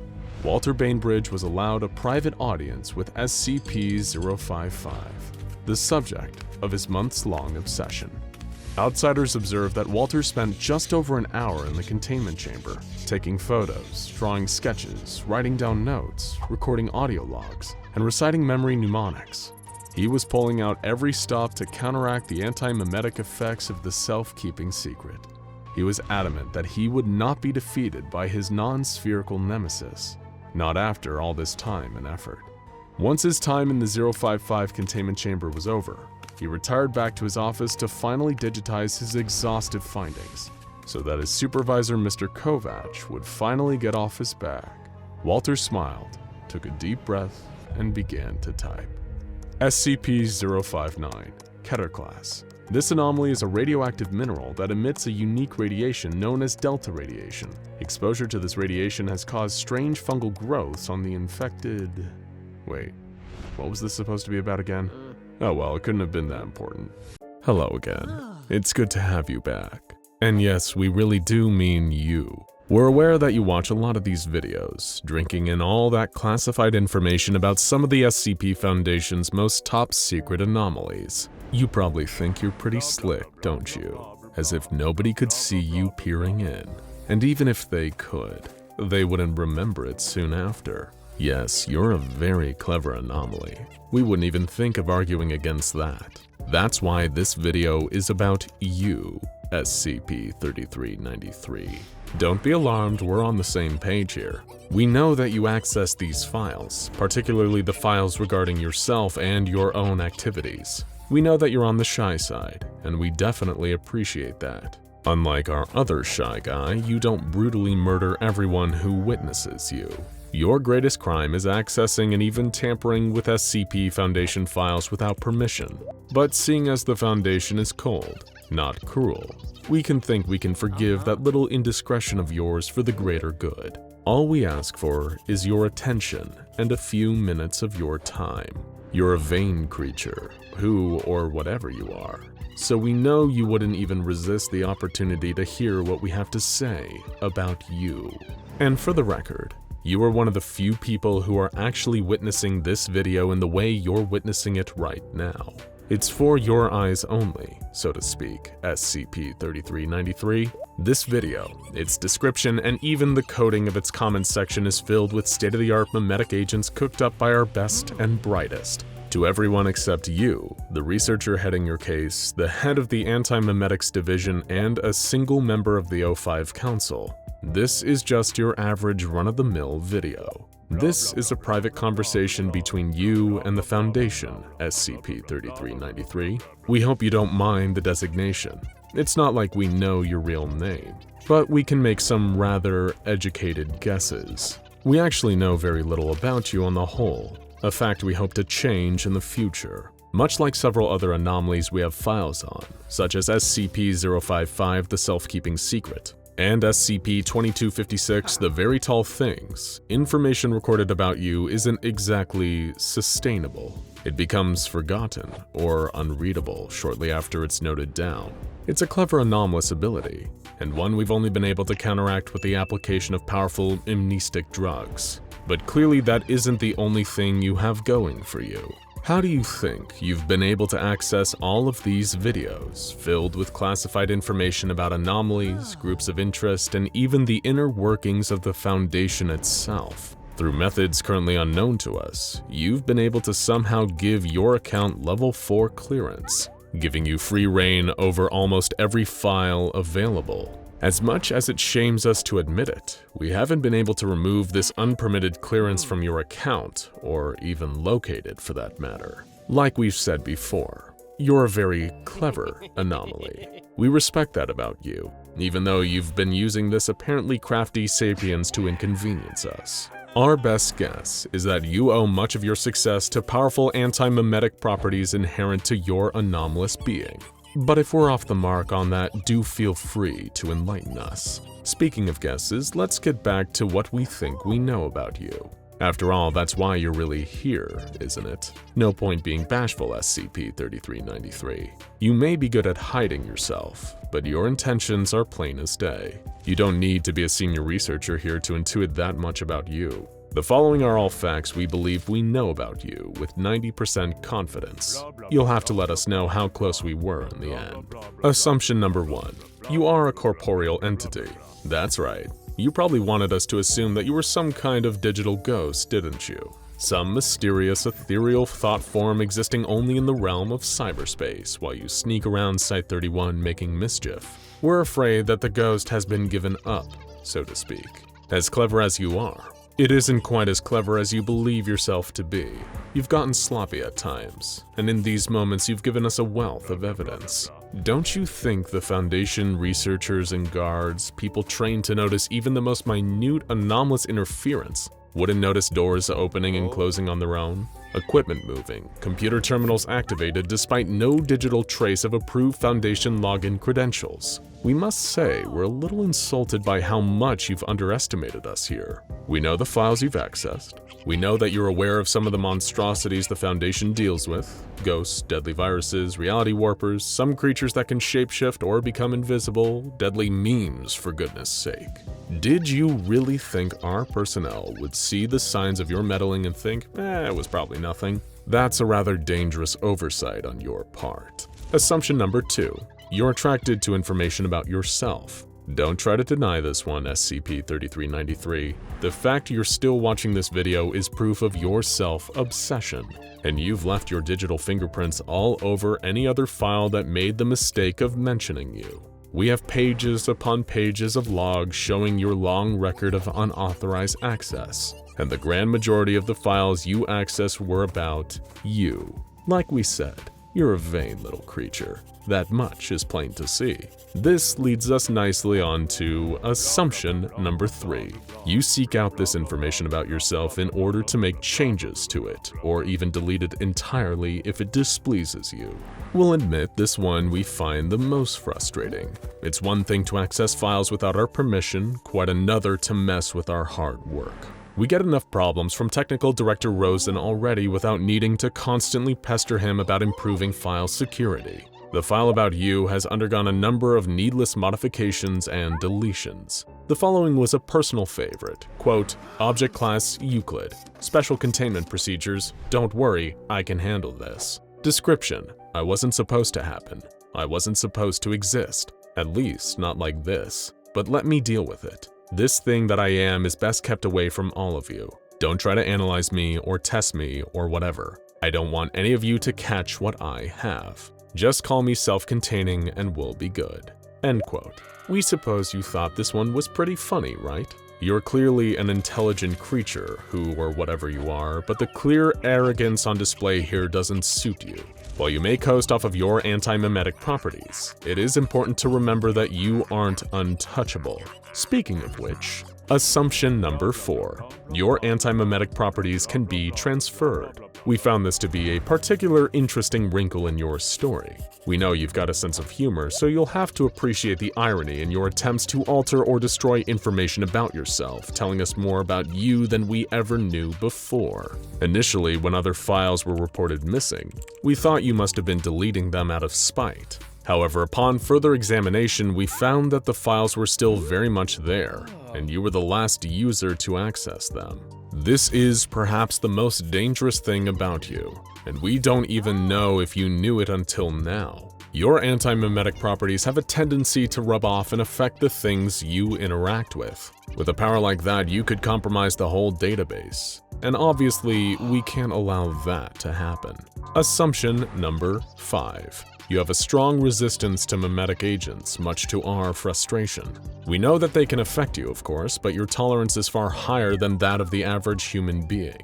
We needed to load this video with some of our very best just to make sure it would actually work. Your memetic resistance has even foiled certain prior containment attempts. So you've really been making us earn our keep, SCP-3393. Assumption number 6. You are confined to Site-31. This is another inconvenient truth for you, isn't it? First, we need to figure out you're a corporeal being, existing out here in space-time with the rest of us, and then we figure out exactly which space and time you're occupying. Can you feel the net tightening around you, 3393?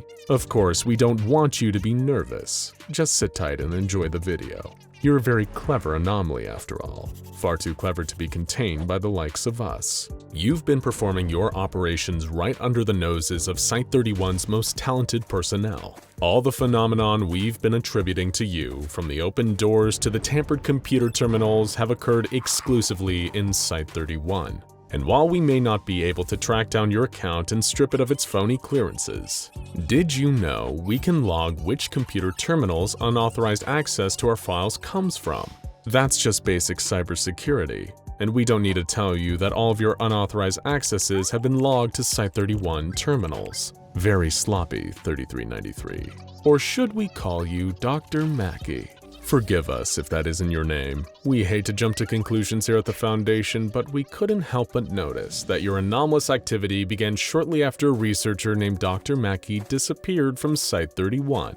Interestingly, much like you, Dr. Mackey isn't remembered by anyone else on the site. We only know Dr. Mackey worked here from records we discovered not too long ago. We know that Dr. Mackey was conducting experiments here, though data on the particulars of those experiments have been destroyed by you, we presume. We also presume that you were most likely either Dr. Mackey or the product of one of Dr. Mackey's experiments. We've made a few attempts to nab you already, but you've always slipped through the cracks. Like the sweep of Site-31 where we sent in MTF Eta-10 See No Evil, our team that specializes in combating visual cognitohazards. Those guys are tough cookies, and they're damn good at their job, so it is a mystery how you evaded them.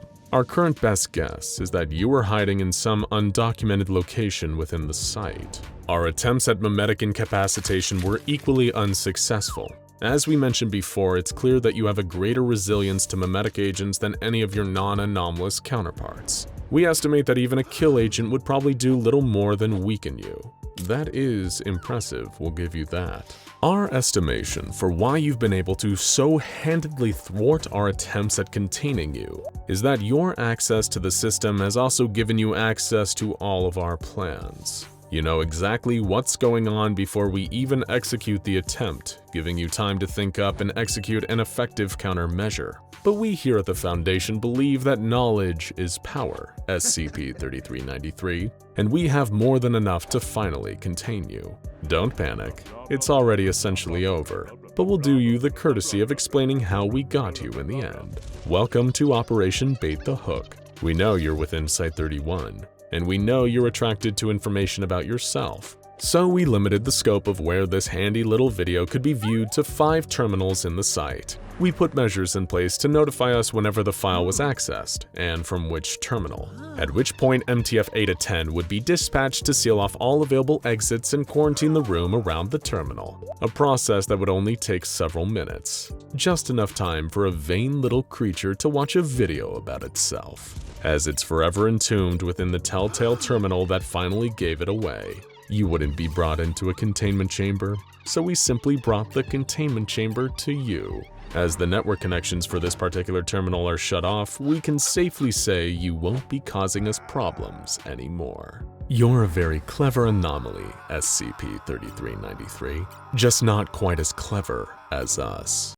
Let's get one thing clear. As much as it is fun to go through the various articles on the SCP archive, we should take a moment to acknowledge that it's all fun and games. The SCP Foundation, all the entities and objects, creatures and people, places and stories related to them are just that, stories. Fiction created by the authors of an online wiki website.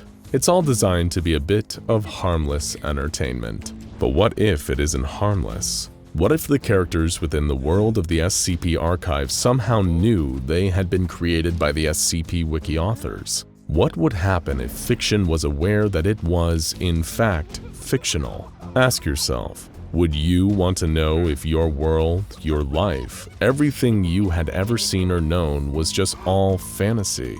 If the answer is no, then you need to stop watching this video right now, but we'll warn you. Just because you don't know about something doesn't necessarily stop it from being true. Still want to find out what's going on? Good. Then you need to hear about SCP-001.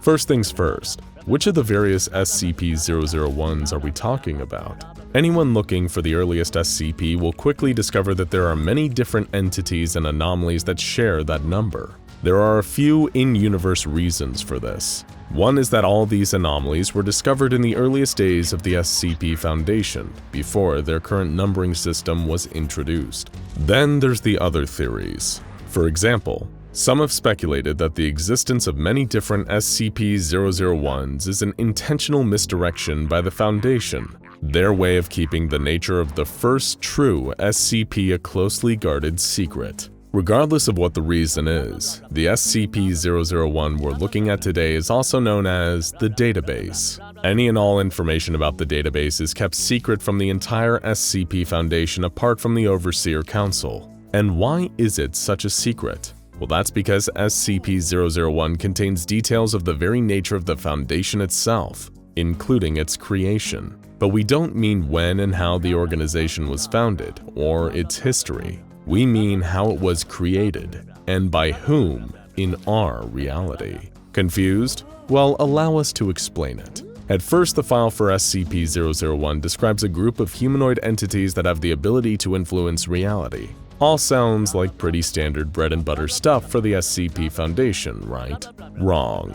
These entities are, in fact, the authors of the SCP Wiki themselves, as in the people in the real world. The reality of the SCP Foundation is constantly changed by these writers, written and rewritten whenever someone edits an article on the SCP Wiki.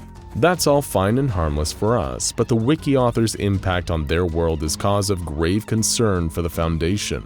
As we mentioned at the start, we all know that the SCP Foundation and its vast catalog of user-generated articles on the creative and the creepy are nothing more than a source of fictional online entertainment. It can be fun to study the lore and the nuances of the different SCPs. It can be enjoyable appreciating the creativity and hard work that the authors put into writing them. In the case of fanfiction, independent stories, original SCPs, or even animated videos dedicated to explaining them.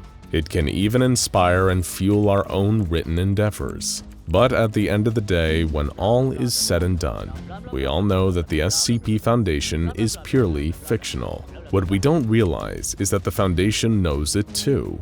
Containing several pieces of information from within their own archive, the database contains everything the Foundation knows about our real world. This includes everything about the real authors of the SCP Wiki, and you thought Deadpool was meta. You see, because the SCP Wiki has articles from numerous different creative writers, chances are the details of every new article might not always line up with every previous one.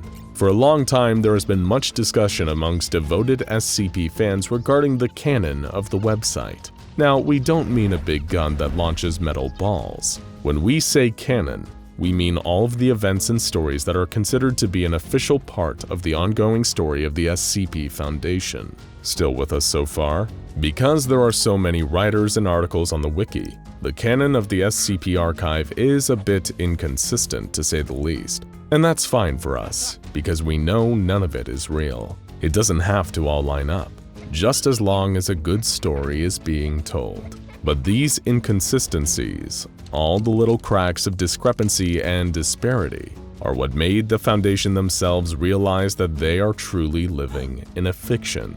In other words, SCP-001 is the SCP Foundation's window through what we would experience as the fourth wall. The fourth wall is the metaphorical barrier that separates what we know to be real from what we know to be purely fiction. In other words, it's the line between the audience and the fiction that they are watching, the edge of the stage or the glass of the television screen. And the SCP Foundation is staring through that fourth wall, looking out at you and me.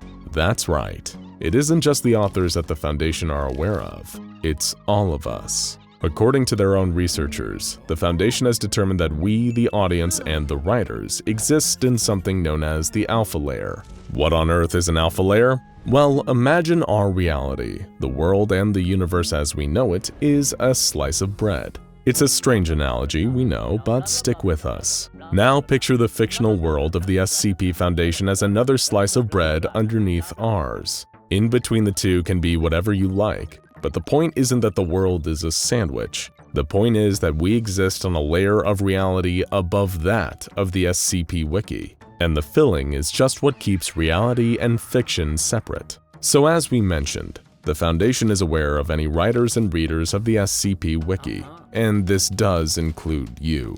But the Wiki authors are the primary focus of the database. After all, it's the writers who are responsible for creating the fictional world that the SCP Foundation exists in.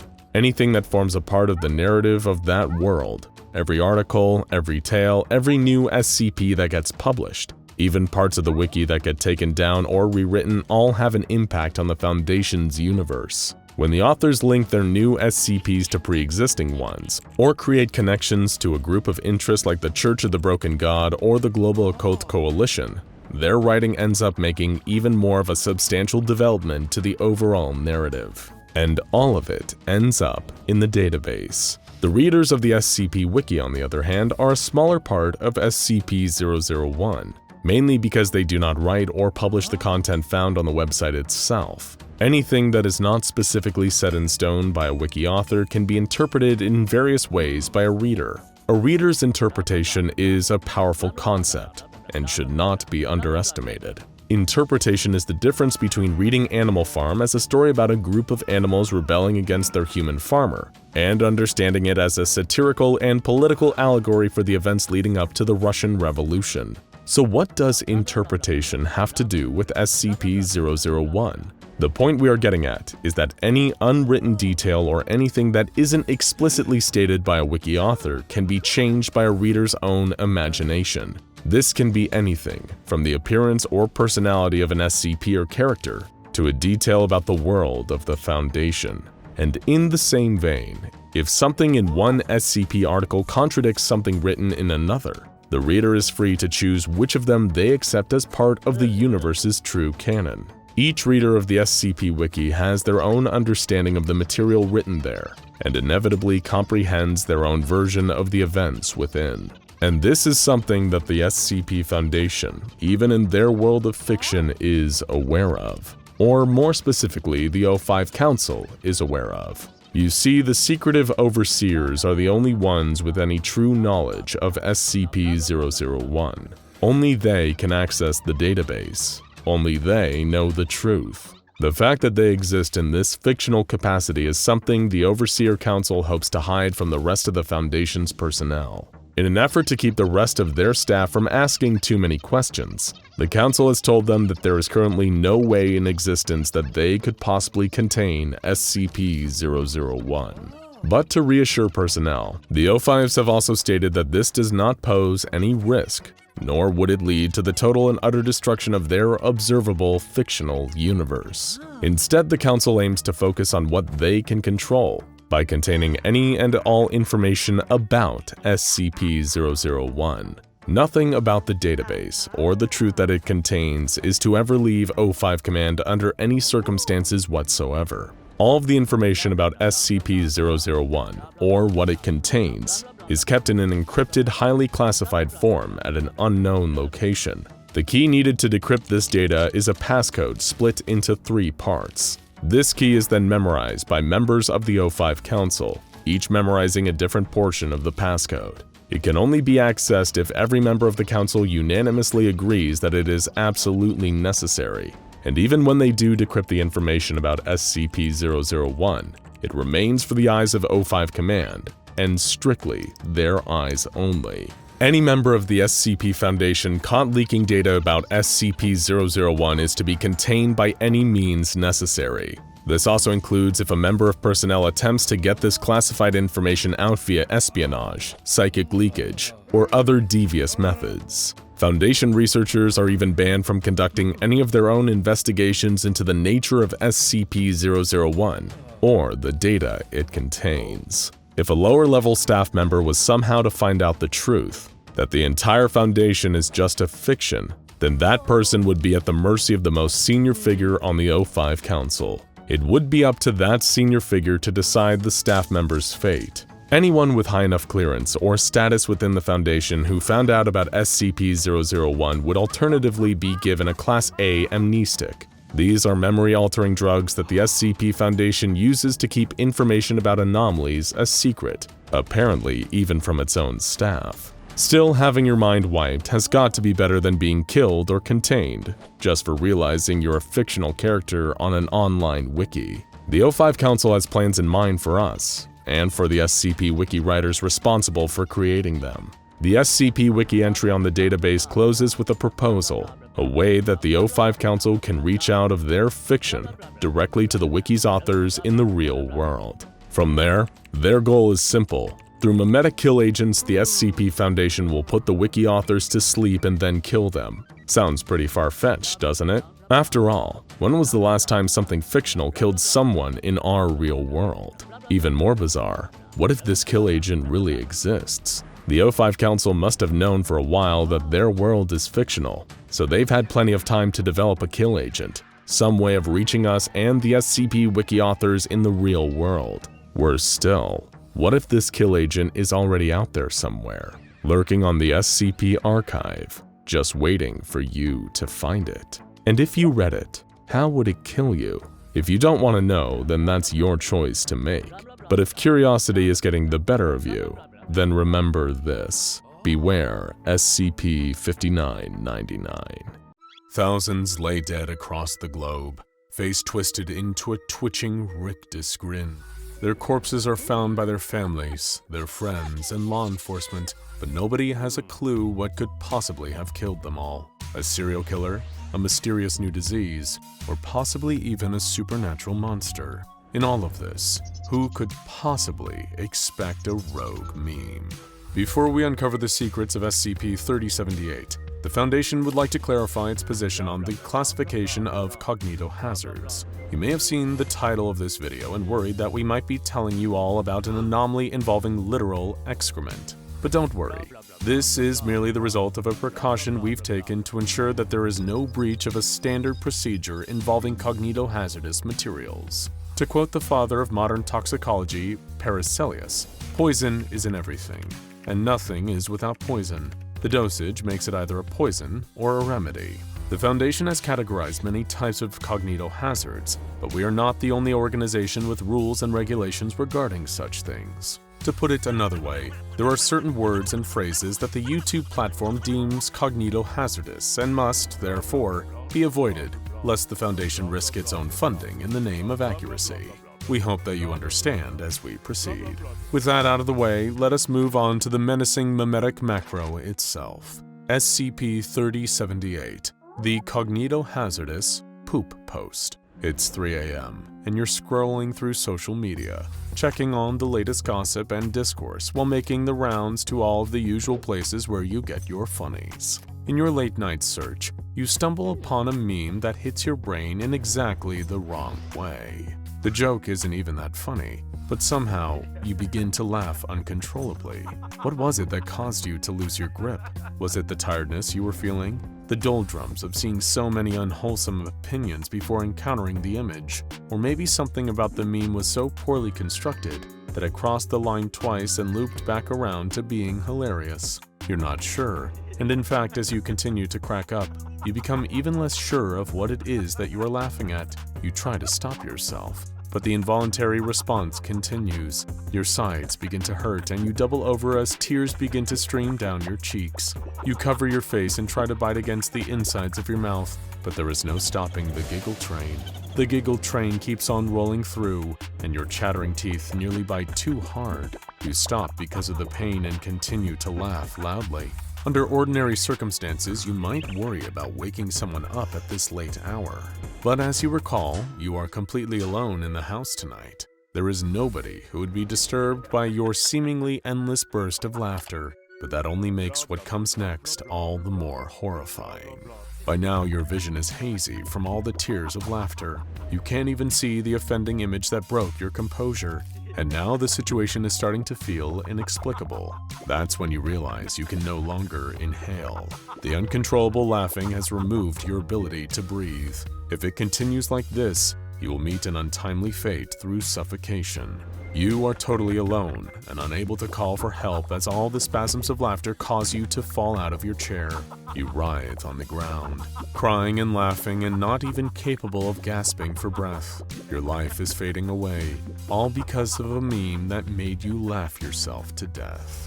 Fortunately, this is not actually you, but it could have been if you had been so lucky as to come across an instance of SCP-3078. Unlike most of the unfunny and low-effort memes that never make it to truly iconic status, this particular strain of image can have devastating effects on those who witness it, and that's no laughing matter.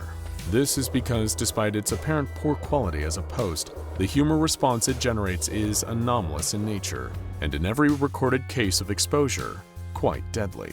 To date, SCP-3078 has claimed the lives of 3,576 civilians and 2 members of Foundation personnel. Discovered in the untamed Wild West of the Internet, SCP-3078 is a self-replicating image that can appear without warning on message boards and social media platforms capable of hosting media. In many ways, it is like any other meme that is proliferated through the World Wide Web, with the slight distinction that it doesn't originate from a human source. For every single instance of SCP-3078, an anonymous profile is created simultaneously with the post on the corresponding platform. While any of these profiles cannot be traced back to any existing IP address, there is a predictable quality as to when new ones will spawn, though not where. Every hour that an instance of SCP-3078 exists on the internet, a duplicate of the meme will emerge on another website posted under a new profile. The profiles associated with SCP-3078 share a similar pattern, in that the given username will invariably be a random arrangement of the numbers 69 and 420. If these references fly over your head, you are obviously new to the internet. The most that you need to know is that these numbers are automatically funny, and the more that they are used as punchlines, the funnier they become. In much the same way as the poop posts they are connected to, 69 and 420 are memes designed to induce outrageous laughter in those who witness them. When tags and hashtags are applied to SCP-3078 instances, the number 420 is often included, as well as the phrases "don't do weed" and "meme." These are more coded phrases from the internet, meant to evoke a universal comedy. The phrase, "don't do weed" in particular, hints at a connection to a group of interest whom we will soon discuss. Back to the duplication and generation of the images, there have been theories that SCP-3078 is connected in some way to the activities of a group of interest known as Gamers Against Weed. The radical faction of video gaming enthusiasts is known for proliferating the dankest of anomalies throughout the world, and several of these have been contained by the SCP Foundation. You are probably familiar with SCP-3108, the Nerfing Gun, which reduces any object or living organism to a worse state. That powerful weapon is a Gamers Against Weed original, and it is hardly the only SCP that these rising upstarts have seemingly brought into existence. Most of the other SCPs created by Gamers Against Weed interact with media and images. This includes SCP-2293, which modified pre-existing stories to include a new line of dialogue at pivotal moments. The line of dialogue in question will always be, "Did you know that world-renowned author Stephen King was once hit by a car? Just something to consider." While initially meant as a harmless joke between members of the group of interest, the mimetic phrase quickly spiraled out of the gamer's control and began to spread to every corner of the media landscape. Incidents such as these prove that Gamers Against Weed has a track record of creating anomalies that may appear harmless but cause untold destruction in their wake. They may not be an outwardly malicious group of interest, but the problems they cause have serious consequences. If the Cognitohazardous poop posts of SCP-3078 do originate from within the organization, it is believed that the image was created by a member whose online handle is Harmpit. Regardless, the post and its duplicates have long since taken on a life of their own. This duplication process that occurs hourly while an instance of SCP-3078 exists is what is known as an SCP-3078 Connert event. In order to prevent the spread of SCP-3078 images, every instance of the post must be deleted to prevent a Connert event from occurring. For this purpose, a team of Foundation hackers and highly trained meme experts have been assigned to patrol the web for any instances of SCP-3078 and remove them immediately. While this unnamed unit is crucial to saving lives and keeping your browser safe from cognitohazardous material, it would not be accurate to refer to them as a mobile task force, since they are entirely sedentary in their work. But even without a proper designation, our anomalous hackers have been outfitted with the latest processing systems and can also accomplish all their intended tasks from the comfort of their top-of-the-line gamer chairs. Also, cognitohazard detecting software and augmented reality glasses allow our hackers to safely interact with SCP-3078 without having to use the naked eye. In this way, they are safe by avoiding the meme's laughter-causing anomalous properties. When it comes to busting bad memes, the Foundation hackers are the professionals. Of course, our staff is only able to curtail the number of exposure cases. There seems to be no known way to reverse the erratic laughter that results from seeing an instance of SCP-3078. The only thing worse than a bad viral meme is a bad viral meme that kills like a virus, too. Additionally, because memes tend to be shared in groups and among friends, every instance of SCP-3078 has an indirect knock-on effect that creates a cycle of exposure. While these mass death events caused by SCP-3078 are usually reported as gas leaks or bizarre cult rituals, the truth on the scene is often far more gruesome than one might expect. For example, before SCP-3078 was cleared from the internet, there was a particularly horrifying event that resulted from an instance accidentally being inserted into a slideshow at a company retreat for a major marketing firm. The second the image appeared on screen, an entire room full of executives, specialists, and interns burst into an uproar that continued onward with no indication of stopping.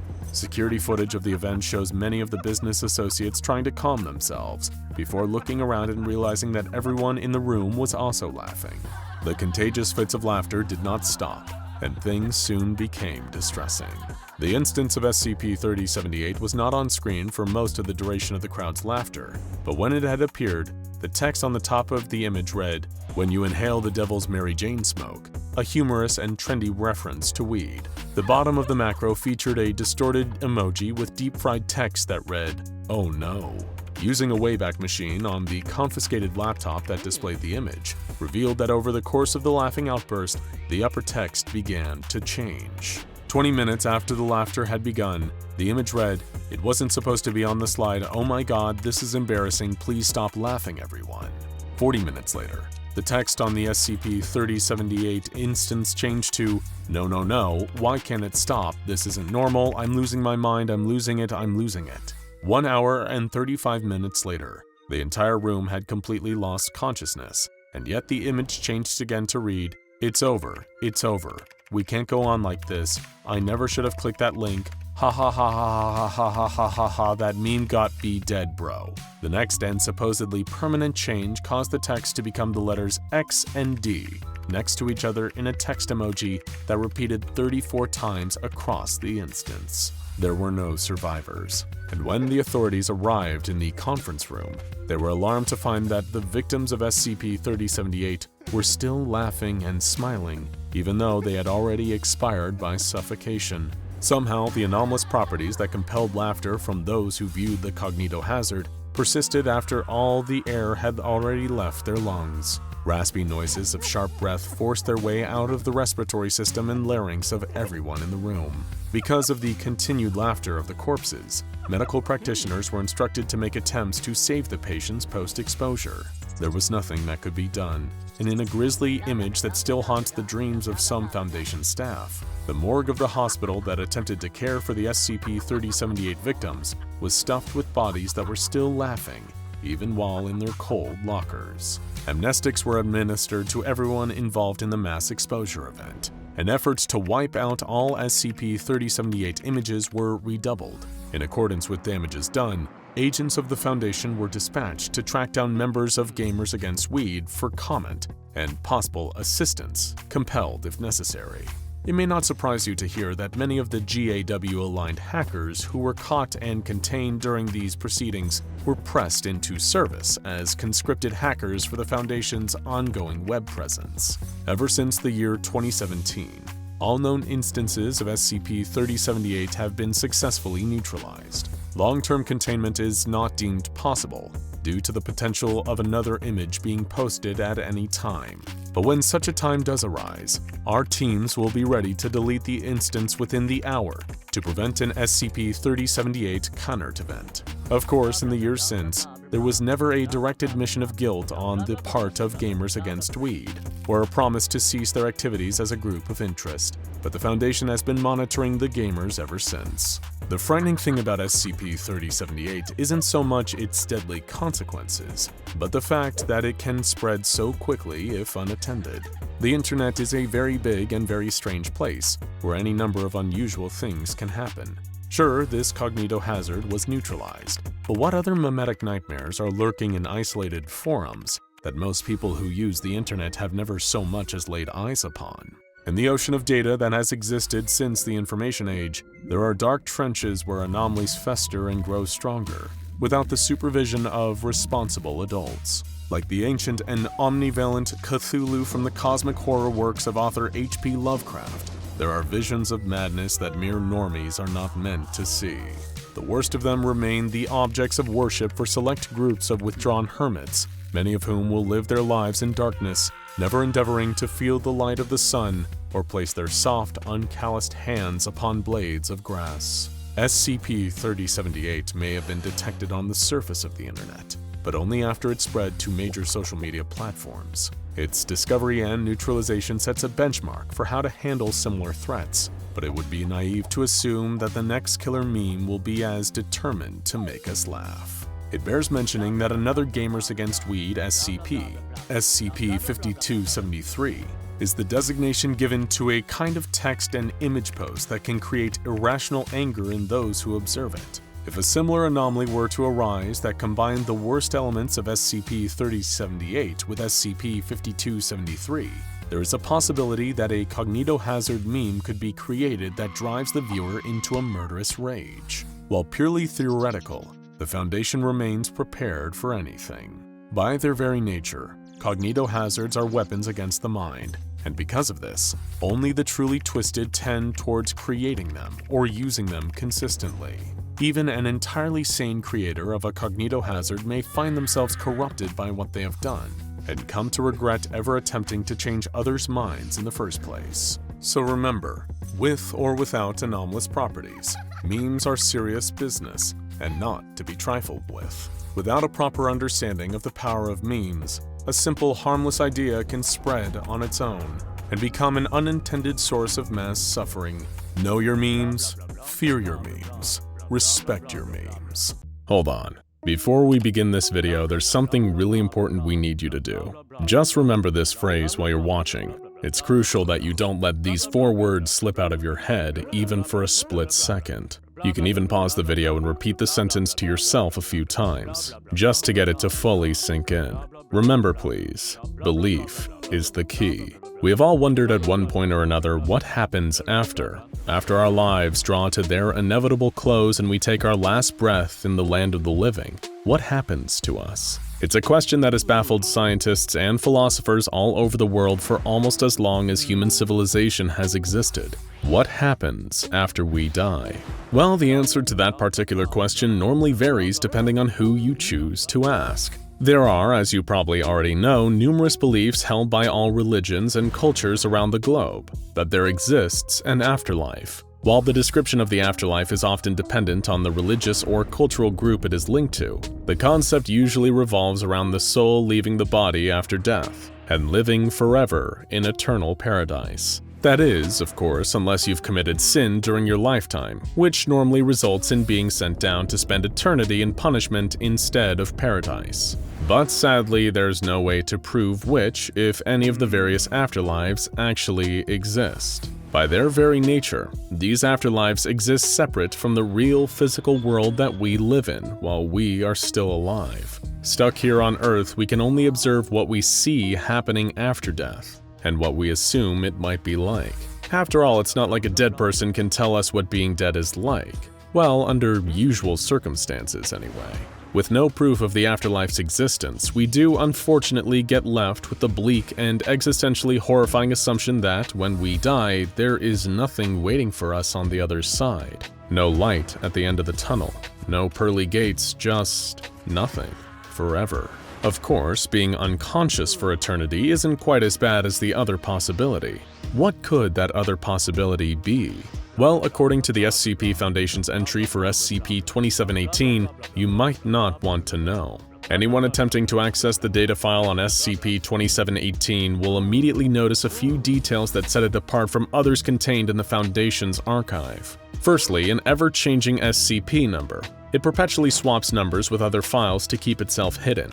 Next, a unique object class that is only found in this entry. Instead of Keter or Euclid or Safe class that you might expect, you'll read Dämmerung, a German word that loosely translates to either dusk, dawn, twilight, or nightfall. You might also spot the Anomaly special containment procedures, mentioning that this page of the SCP database has been specially constructed in such a way that makes it as difficult as possible to access. The entry itself even begs the person reading it not to go any further, not to look at the description of SCP-2718. Now, we all know that the Foundation goes to great lengths to keep some things a secret, but why all the added measures for SCP-2718? It might well be that the information contained behind all this extra security could change the lives of anyone that reads it. Or, to put it more accurately, it could change the afterlives of whoever learns what SCP-2718 really is. This anomaly isn't a nightmarish creature or an object with a strange function.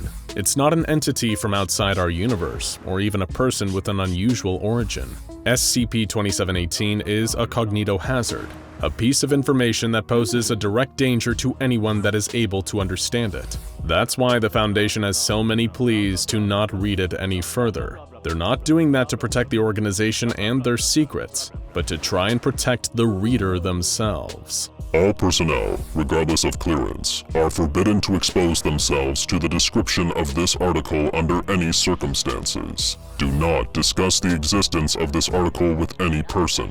No disciplinary action will be necessary, provided you close this article now and clear your browser cache. Sounds serious, right? So serious, in fact, that anyone trying to learn about SCP-2718 is actively discouraged to do so. Even members of Foundation personnel are offered exemption from punishment if they just do what they're told and turn away. But you still want to know.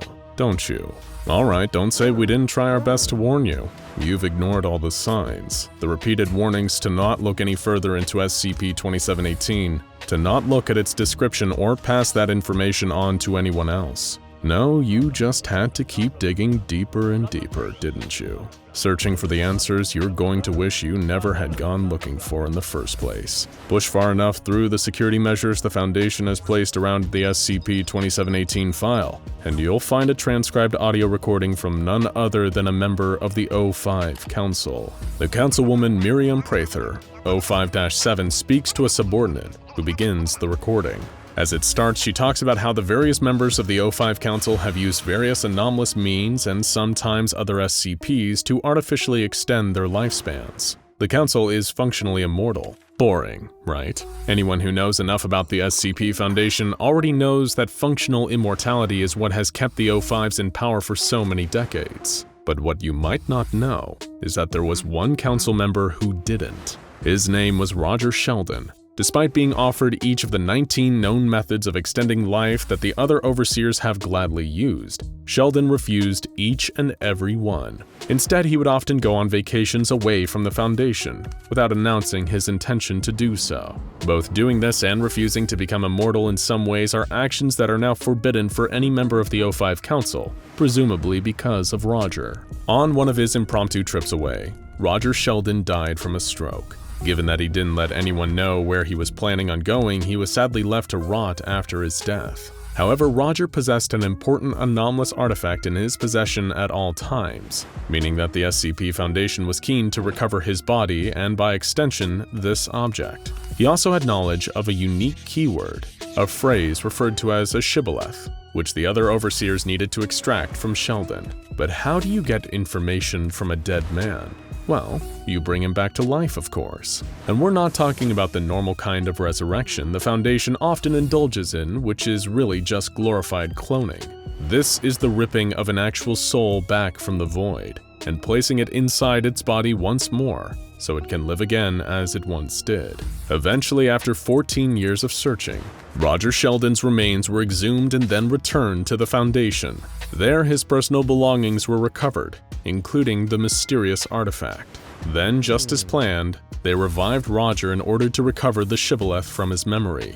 The O5 Council had commissioned the creation of a brand new body for Roger, one that perfectly matched his old one in every conceivable detail. And it worked. What was odd was that the formerly deceased overseer, who had refused to extend his lifespan and live forever, seemed overjoyed to be brought back from the dead. The resurrection seemed to work exactly as intended, even better in fact, with Roger now firmly back among the living. He appeared to have a newfound interest in preserving human life and empathy for others that he'd never shown before. Sheldon was concerned about personnel safety and containment protocols in a way he hadn't been before his stroke. But this apparent compassion was underscored by something else: caution. Roger never went anywhere without an entourage of medical staff and bodyguards, almost frightened of how fragile life was. You might think there's nothing too alarming about this behavior, that maybe death had given Sheldon a new perspective, an appreciation for the delicate nature of human life. But it was more than that. It was an unprecedented fear, a phobia of allowing people, anyone, to die. Then came Roger Sheldon's most unpredictable course of action. Acting against all regulations and Foundation protocols, he secretly rushed into the containment chamber of SCP-106. This anomaly is a humanoid that secretes a black goop from its body, capable of dragging human beings into a pocket dimension that it controls and uses to torture its victims. Sheldon was trying to make some kind of bargain with SCP-106 when he was detained by Miriam Prather. When told to explain his actions, Roger Sheldon eventually gave them his horrifying testimony. The reason he'd been so afraid and so cautious after his resurrection. He knew what happened after death. Cast your mind back to the start of this video. All that talk about afterlives and what really happens to us after we die. Well, there is one answer to that question that doesn't often cross people's minds. In fact, everyone who ponders the question what happens after subconsciously tries to overlook it, because to even think it's possible presents a whole horde of horrors in itself. What could be such a terrifying thought? that we all hope it simply isn't true. It's the simple, horrible possibility that has hardly occurred to anyone throughout human history, that the dead remain conscious after their bodies have shut down. They remain aware of everything that happens to them. They are able to feel themselves slowly decaying, bones and skin withering away, buried under the cold, wasting away into nothingness day after day. That is what SCP-2718 is. After suffering his stroke, Roger Sheldon explained how he could still feel everything happening to him. Skin blistered and split in the sunlight. Biting insects descended rapidly. I felt eggs hatch. Larvae crawl, gases build and burst within me.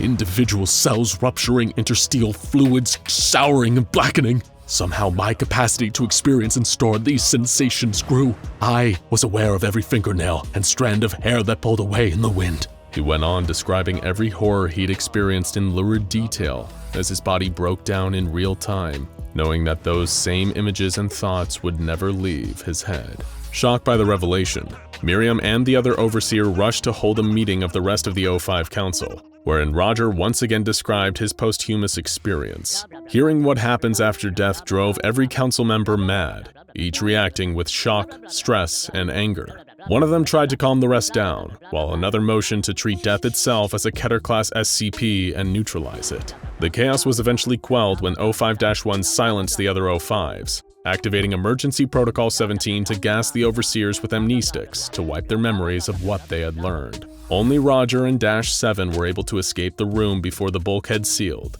and the gas was deployed. Roger believed that people had a right to know about SCP-2718. Agreeing with him, Miriam created a log of all she knew about what happens after death, then permanently locking it within the SCP database, protected from ever being deleted or having its description altered. However, on the orders of O5-1, Miriam was gunned down by Foundation personnel, leaving Roger to escape.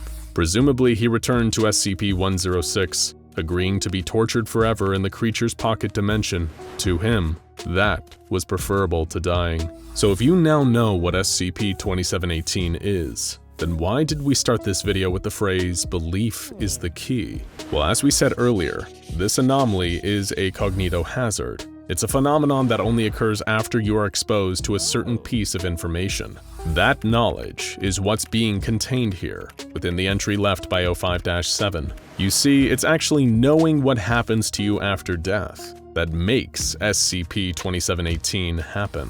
If you spend your life believing in a version of the afterlife, only to then learn about SCP-2718, then that information will override whatever religion, culture, or faith led you to believe about death. Knowing about SCP-2718 overwrites your afterlife. It creates a new, endless, and meaningless pain as you experience every sensation beyond your death.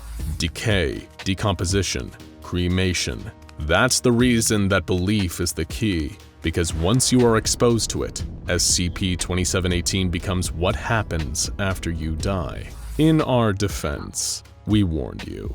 The SCP Foundation has faced a number of wide, potentially apocalyptic threats in its mission to uphold normalcy and save humanity. We know the SCP Foundation could be ruthless in this mission. The events of SCP-5000 before Agent Pietro restarted the universe show what happens when the Foundation is pushed to its final decisions regarding normalcy being upheld. In SCP-5000, it seemed that the SCP Foundation decided to cease research further into the anomaly they needed to neutralize. But what would have happened if they didn't? In any case, we know the SCP Foundation is dedicated to normalcy and the containment of the anomalous. But what happens when the SCP Foundation is faced with a dire decision: uphold normalcy or destroy their universe? The multiverse is a concept in science fiction that has gained mass amounts of popularity over recent years, especially recently thanks to a certain wall crawlers movie. Multiverses are parallel universes that are similar or extremely different from the main ones. Scientists have pondered over the existence of a multiverse for hundreds of years, with the most popular being the many worlds interpretation, a theory of quantum mechanics that states there are many worlds that exist in parallel at the same space and time as our own. Some interpretations even state that every decision a person makes causes a branch in reality where the person made the other decision.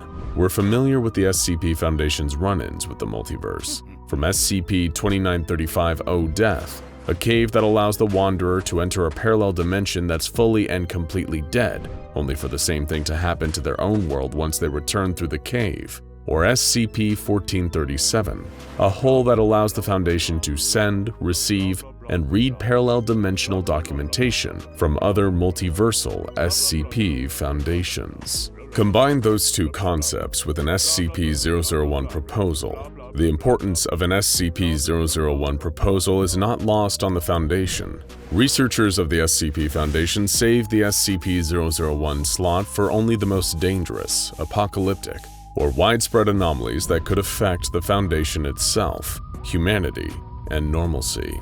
Arbalic's SCP-001 proposal and the research within its file found the answer to the question we posed above. When the SCP Foundation is faced with a dire decision, do they uphold normalcy or destroy their universe and all the people who live in it? The file begins somewhat different from what we're used to with SCP Foundation files. Instead of an item number or containment procedures, we begin with a yellow notice from the Records and Information Security Administration, or RASA for short. The notice states that the following file was received in 2026 from Dimension R42. Is Dimension R42 potentially the cause of SCP-001? Could they be attacking this version of the SCP Foundation? The notice continues with the description of the file that follows it. It states the file below describes an anomaly threatening all members of humankind in all of the multiverse. This file had been emitted to this version of the SCP Foundation for 8 minutes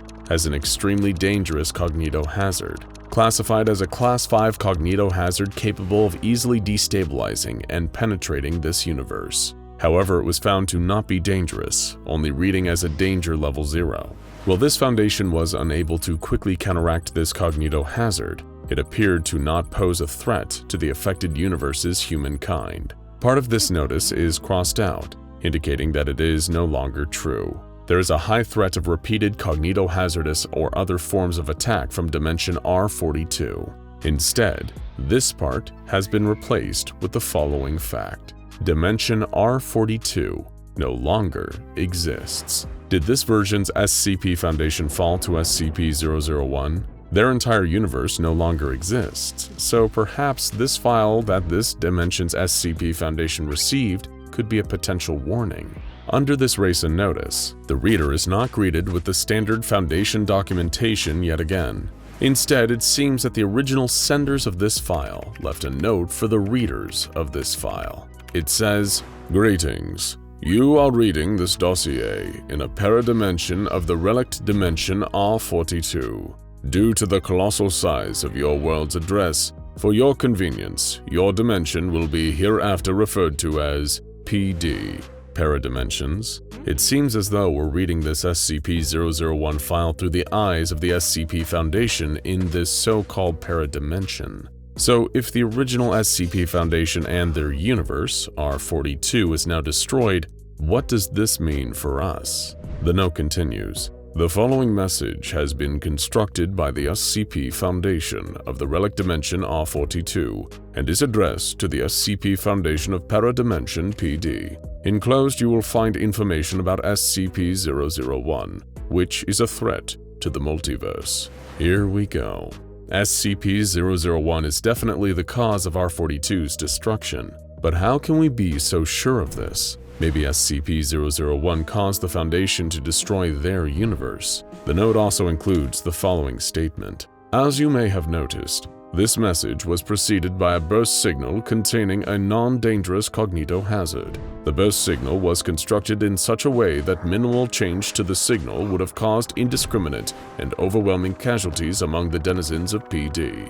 As you can see, R42 is capable of eliminating the absolute majority of PD denizens, but has not exercised this capability. In the context above, we ask you to consider this action not as an act of aggression, but as a demonstration of the fact that R42 has no pretension for conquest or other forms of aggression towards PD. Take the following information in earnest. Well, at least this version of the SCP Foundation is being somewhat friendly with the paradimension.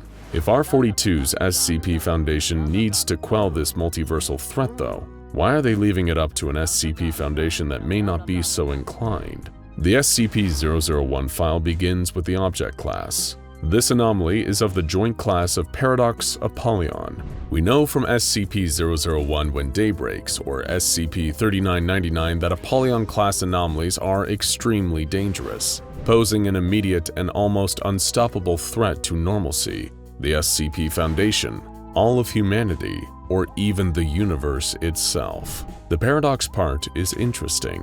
What exactly is paradoxical about an Apollyon-class anomaly? A footnote explains this for us. This anomaly's distinguishing feature is that, in order to eliminate the anomaly that will inevitably eliminate mankind, it is imperative to eliminate mankind, or release another K-class event. Oh boy. It seems that the SCP Foundation of R42 was not eliminated by SCP-001. They eliminated themselves to contain SCP-001. Is this paradimension faced with this decision now? The containment procedures of the SCP file continue on this note. The only way to contain SCP-001 and prevent a ZK-class cross-reality failure event is the annihilation of humankind. K-class scenarios are not a concept used lightly by the SCP Foundation. We're familiar with the Omega K-class scenario when we are completely rid of death, or XK-class end-of-the-world scenarios, so we know the danger these anomalies hold to humankind, normalcy, and the world. The SCP Foundation will do anything to prevent these scenarios from occurring, apparently even including the elimination of all humankind or entire universes. The description goes more in depth on the SCP-001 anomaly. SCP-001 consists of all living members of the Homo sapiens species living within Dimension R42 and the Paradimension, or PD for short. It seems as though this anomaly was created out of a mistake from Dimension R42 and PD. As the description states, the anomaly first came into existence and developed in the relic Dimension R42 and later activated in PD by accident. How could this have happened? Are these dimensions linked much more closely than we first thought? Let's continue with the description to find more information. Scarily, this portion of the description contains a note that states that unchecked growth of SCP-001 will cause the annihilation of the entire multiverse. The SCP Foundations of Dimension R42 and PD are not met with this decision, as now the entire multiverse is at risk. The R42 SCP Foundation has done immense research on the topic of the multiverse of their universe. After the Big Bang, a finite number of universes were created, only 57 to be exact. However, only one dimension was able to form humanity, Dimension R42, and it's unknown why this happened. But all we know is that with the destruction of R42 and the potential annihilation of PD, humanity will cease to exist in the multiverse. The danger of SCP-001 is that it has the anomalous capability for wide-scale replication of paradimensions. We are reading this article from one of these paradimensions, so this SCP Foundation is technically an anomaly that must contain itself. A paradimension is defined as a parallel reality that has an extremely small deviation from its parent dimension. In this case, PD is a paradimension of R42. It seems that these paradimensions form as a result of human decision-making. So if you've ever been between a type of shirt to buy or were confused on an exam and guessed a question, a paradimension could have formed from this decision, where the paradimension has you take the other choice. Because of this, dimensions housing living instances of SCP-001 uncontrollably grow, a colossal number of minimally differing paradimensions every second. No sign of paradimensions have been found in the other 56 parent dimensions. The picture on this file shows how PD has branched from R42, but at this point, it seems that millions, if not billions or trillions of paradimensions now exist. The real problem of paradimensions is that the multiverse has a limit on the number of paradimensions that can exist, and once that is crossed, the ZK-class cross-reality failure event will begin, and the multiverse will be destroyed. The R42 Dimensions SCP Foundation has also discovered that once humankind emerges in the paradimension, they can begin to have paradimensions themselves. The ZK-class cross-reality failure event can be expected to begin between 4 to 2 months from the PD receiving this message. To summarize, SCP-001 is humankind, specifically its decision-making. When a person makes a decision, a paradimension may be created. The multiverse has a limit on the number of paradimensions it can have, and since paradimensions can have paradimensions, they are quickly approaching the ZK-class cross-reality failure event. The SCP Foundation of R42 is approximately 17 years ahead of PD, which allowed them to research and develop containment procedures to contain the anomaly and save the multiverse. R42's SCP Foundation discovered SCP-001 5 years before writing the file we're reading now. Aside from that, they developed 2 operations, Castling and Minimal Gain, to slow paradimension creation and prevent the ZK-class cross-reality failure event. In Stage 1 of Operation Minimal Gain, the Foundation began with neutralizing and decommissioning all of their contained anomalies under the classification of Euclid or Keter, specifically those that were expensive to contain or requiring high levels of personnel and researchers. Stage 2 saw Operation Castling be commenced. The R42 SCP Foundation launched rockets with variant C global amnestic dispersing warheads and took control over all countries in order to hold power over all humankind. In Stage 3, the Foundation began to move their world to a more natural state, destroying all hazardous, radioactive, chemical, and bacteriological objects, removing dams, and stopping oil extractions. During Stage 3, Stage 4 began. The R42 SCP Foundation began eliminating humanity in third world countries by use of viral and biological attacks. Stage 5 was a wider spread attack on humanity, where the SCP Foundation added deactivation-resistant viral agents to water treatment and collection plants, food products, medication, and household items of developed countries. By Stage 6, only 0.1% of humanity remained, and they were targeted with drone strikes or put into concentration camps for elimination. Stage 7. Of the remaining survivors, the Foundation sampled them to find the fittest of those left to preserve humankind. Stage 8 saw 15,000 of these people put into indefinite cryosleep, and the remaining survivors were eliminated. Stage 9 saw the destruction of the remaining SCP Foundation personnel. We move on to a list of proposals that were made before or during Operations Castling and Minimal Gain. Proposals rejected include the use of SCP objects or other technologies to eliminate derivative dimensions, the development of nanobots with the capability to control human decision-making capabilities and eliminate variability, full replacement of humanity with bionic hybrids acting explicitly within standard behavioral models, unification of humanity into a neural network with control given to an AI control unit, and the destruction of Earth and/or all of its inhabitants. While most of these seem like clear solutions that would prevent the elimination of humanity at the SCP Foundation's hand, these proposals were all rejected for one reason: the SCP Foundation did not have enough time. One proposal was accepted, however: the use of SCP-0000.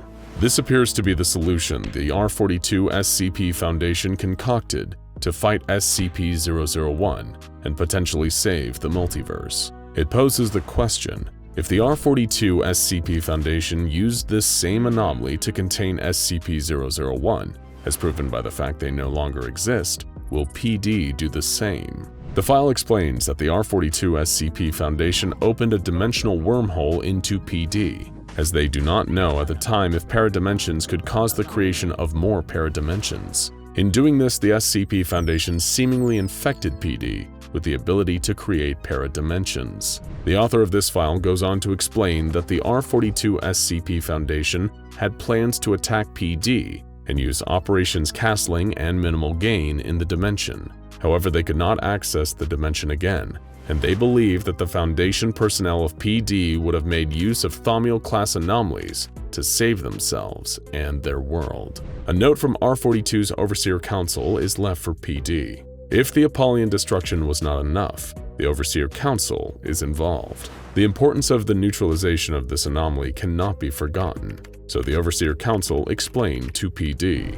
The world has existed before us and must remain after us. Our multiverse is ill, and the name of the illness is humanity. SCP-001. The only way out is SCP-0000. Will cease to become a threat with its help. It is in our power to leave a chance for other sapient species that perhaps will not be affected by the same anomaly, or will find a way to get rid of it before it's too late. We, the O5 Council, and other survivors from R42 have chosen our fate. We hope you will do the same. What is this SCP-0000? How did the SCP Foundation of R42 find this solution? The file for SCP-0000 is placed within this SCP-001 file. SCP-0000 is a paradox thaumiel class anomaly without any containment procedures. SCP-0000 is a device that, once activated, will destroy the universe it was activated in. It will also destroy all paradimensions that are not creating other paradimensions. As such, PD would not be destroyed. However, the billions or trillions of other paradimensions the R42 parent dimension created will be destroyed. PD is left with the harrowing decision to continue living or destroy itself to save the rest of the multiverse. In the file, a note from R42's Joan Simpson is written for an SCP Foundation Overseer, 05-1. As part of Operations Castling and Minimal Gain, the remaining Foundation employees were allowed one family member to uphold morale. Joan is not writing for R42's 05-1. Instead, she's writing for PD's 05-1, this dimension's version of her father. She begins with wondering whether she can call this version of 05-1 her father, as her version of her father recently passed away. She remembers the day the Foundation employees were allowed to choose that one family member they would save for the time being. Her father was opposed to allowing two family members, as he claimed it would cause unnecessary stress and schisms among the remaining few hundred Foundation staff. 05-1 chose to have Joan over her mother, and she understood everything by the look in his eyes, and grew angry, but that feeling is long gone now. She began to work with her father and the remaining Foundation personnel that called themselves hostages behind the backs of those higher up the ranks. On days she felt sad, Joan and her father would go up to the surface of the earth in hazmat suits, sitting on the grass and watching over the empty city at the bottom of the mountain. No humanity remained, with the only life she could see being birds. Her father promised her that they'd return there and build a giant monument to humanity at the center of the city. She knew this was a lie. Joan remembers when someone proposed that they should open a portal, the one that opened to PD. This was their fatal mistake, as after that the paradimension began replicating paradimensions. The countdown went down to months again, and the promise he made to his daughter became impossible. 05-1 died and left the position vacant. Joan says to the PD's 05-1 that she doesn't care whether they destroy their world or not, or whether the universe will continue to exist, or if there will be new life in it. Her world was crushed long ago. The note also reads the following: "It's good that this message is encrypted with your key that was passed on to me, or these lines would have been deleted. Everyone wants to save the world, but who needs it like this? Empty and cold, without those to appreciate its beauty, without humanity. Do whatever you think is right. I truly feel better now. Love you. Faithfully yours, Joan Simpson." We're not too sure if PD went through with destroying their universe to save the multiverse, but it seems that whatever decision was made would cause the destruction of that universe, whether that be through the use of SCP-0000 or the ZK-class cross-reality failure event. Humanity will cease. But maybe if they make the decision to use SCP-0000, sapient life can begin to exist again, and hopefully, no paradimensions will be made from their decisions. Decisions are an extremely innate part of humanity. You decided to get out of bed this morning. You decided to open up your computer or phone, and you decided to watch this video. Who knows the amount of paradimensions we may have created today? But in our world, we're not at risk. But in the SCP Foundation's universe, anything can be anomalous, even humanity. Now go check out SCP-507 Reluctant Dimension Hopper and SCP-2935 O-Death for more multiverse madness and explanations.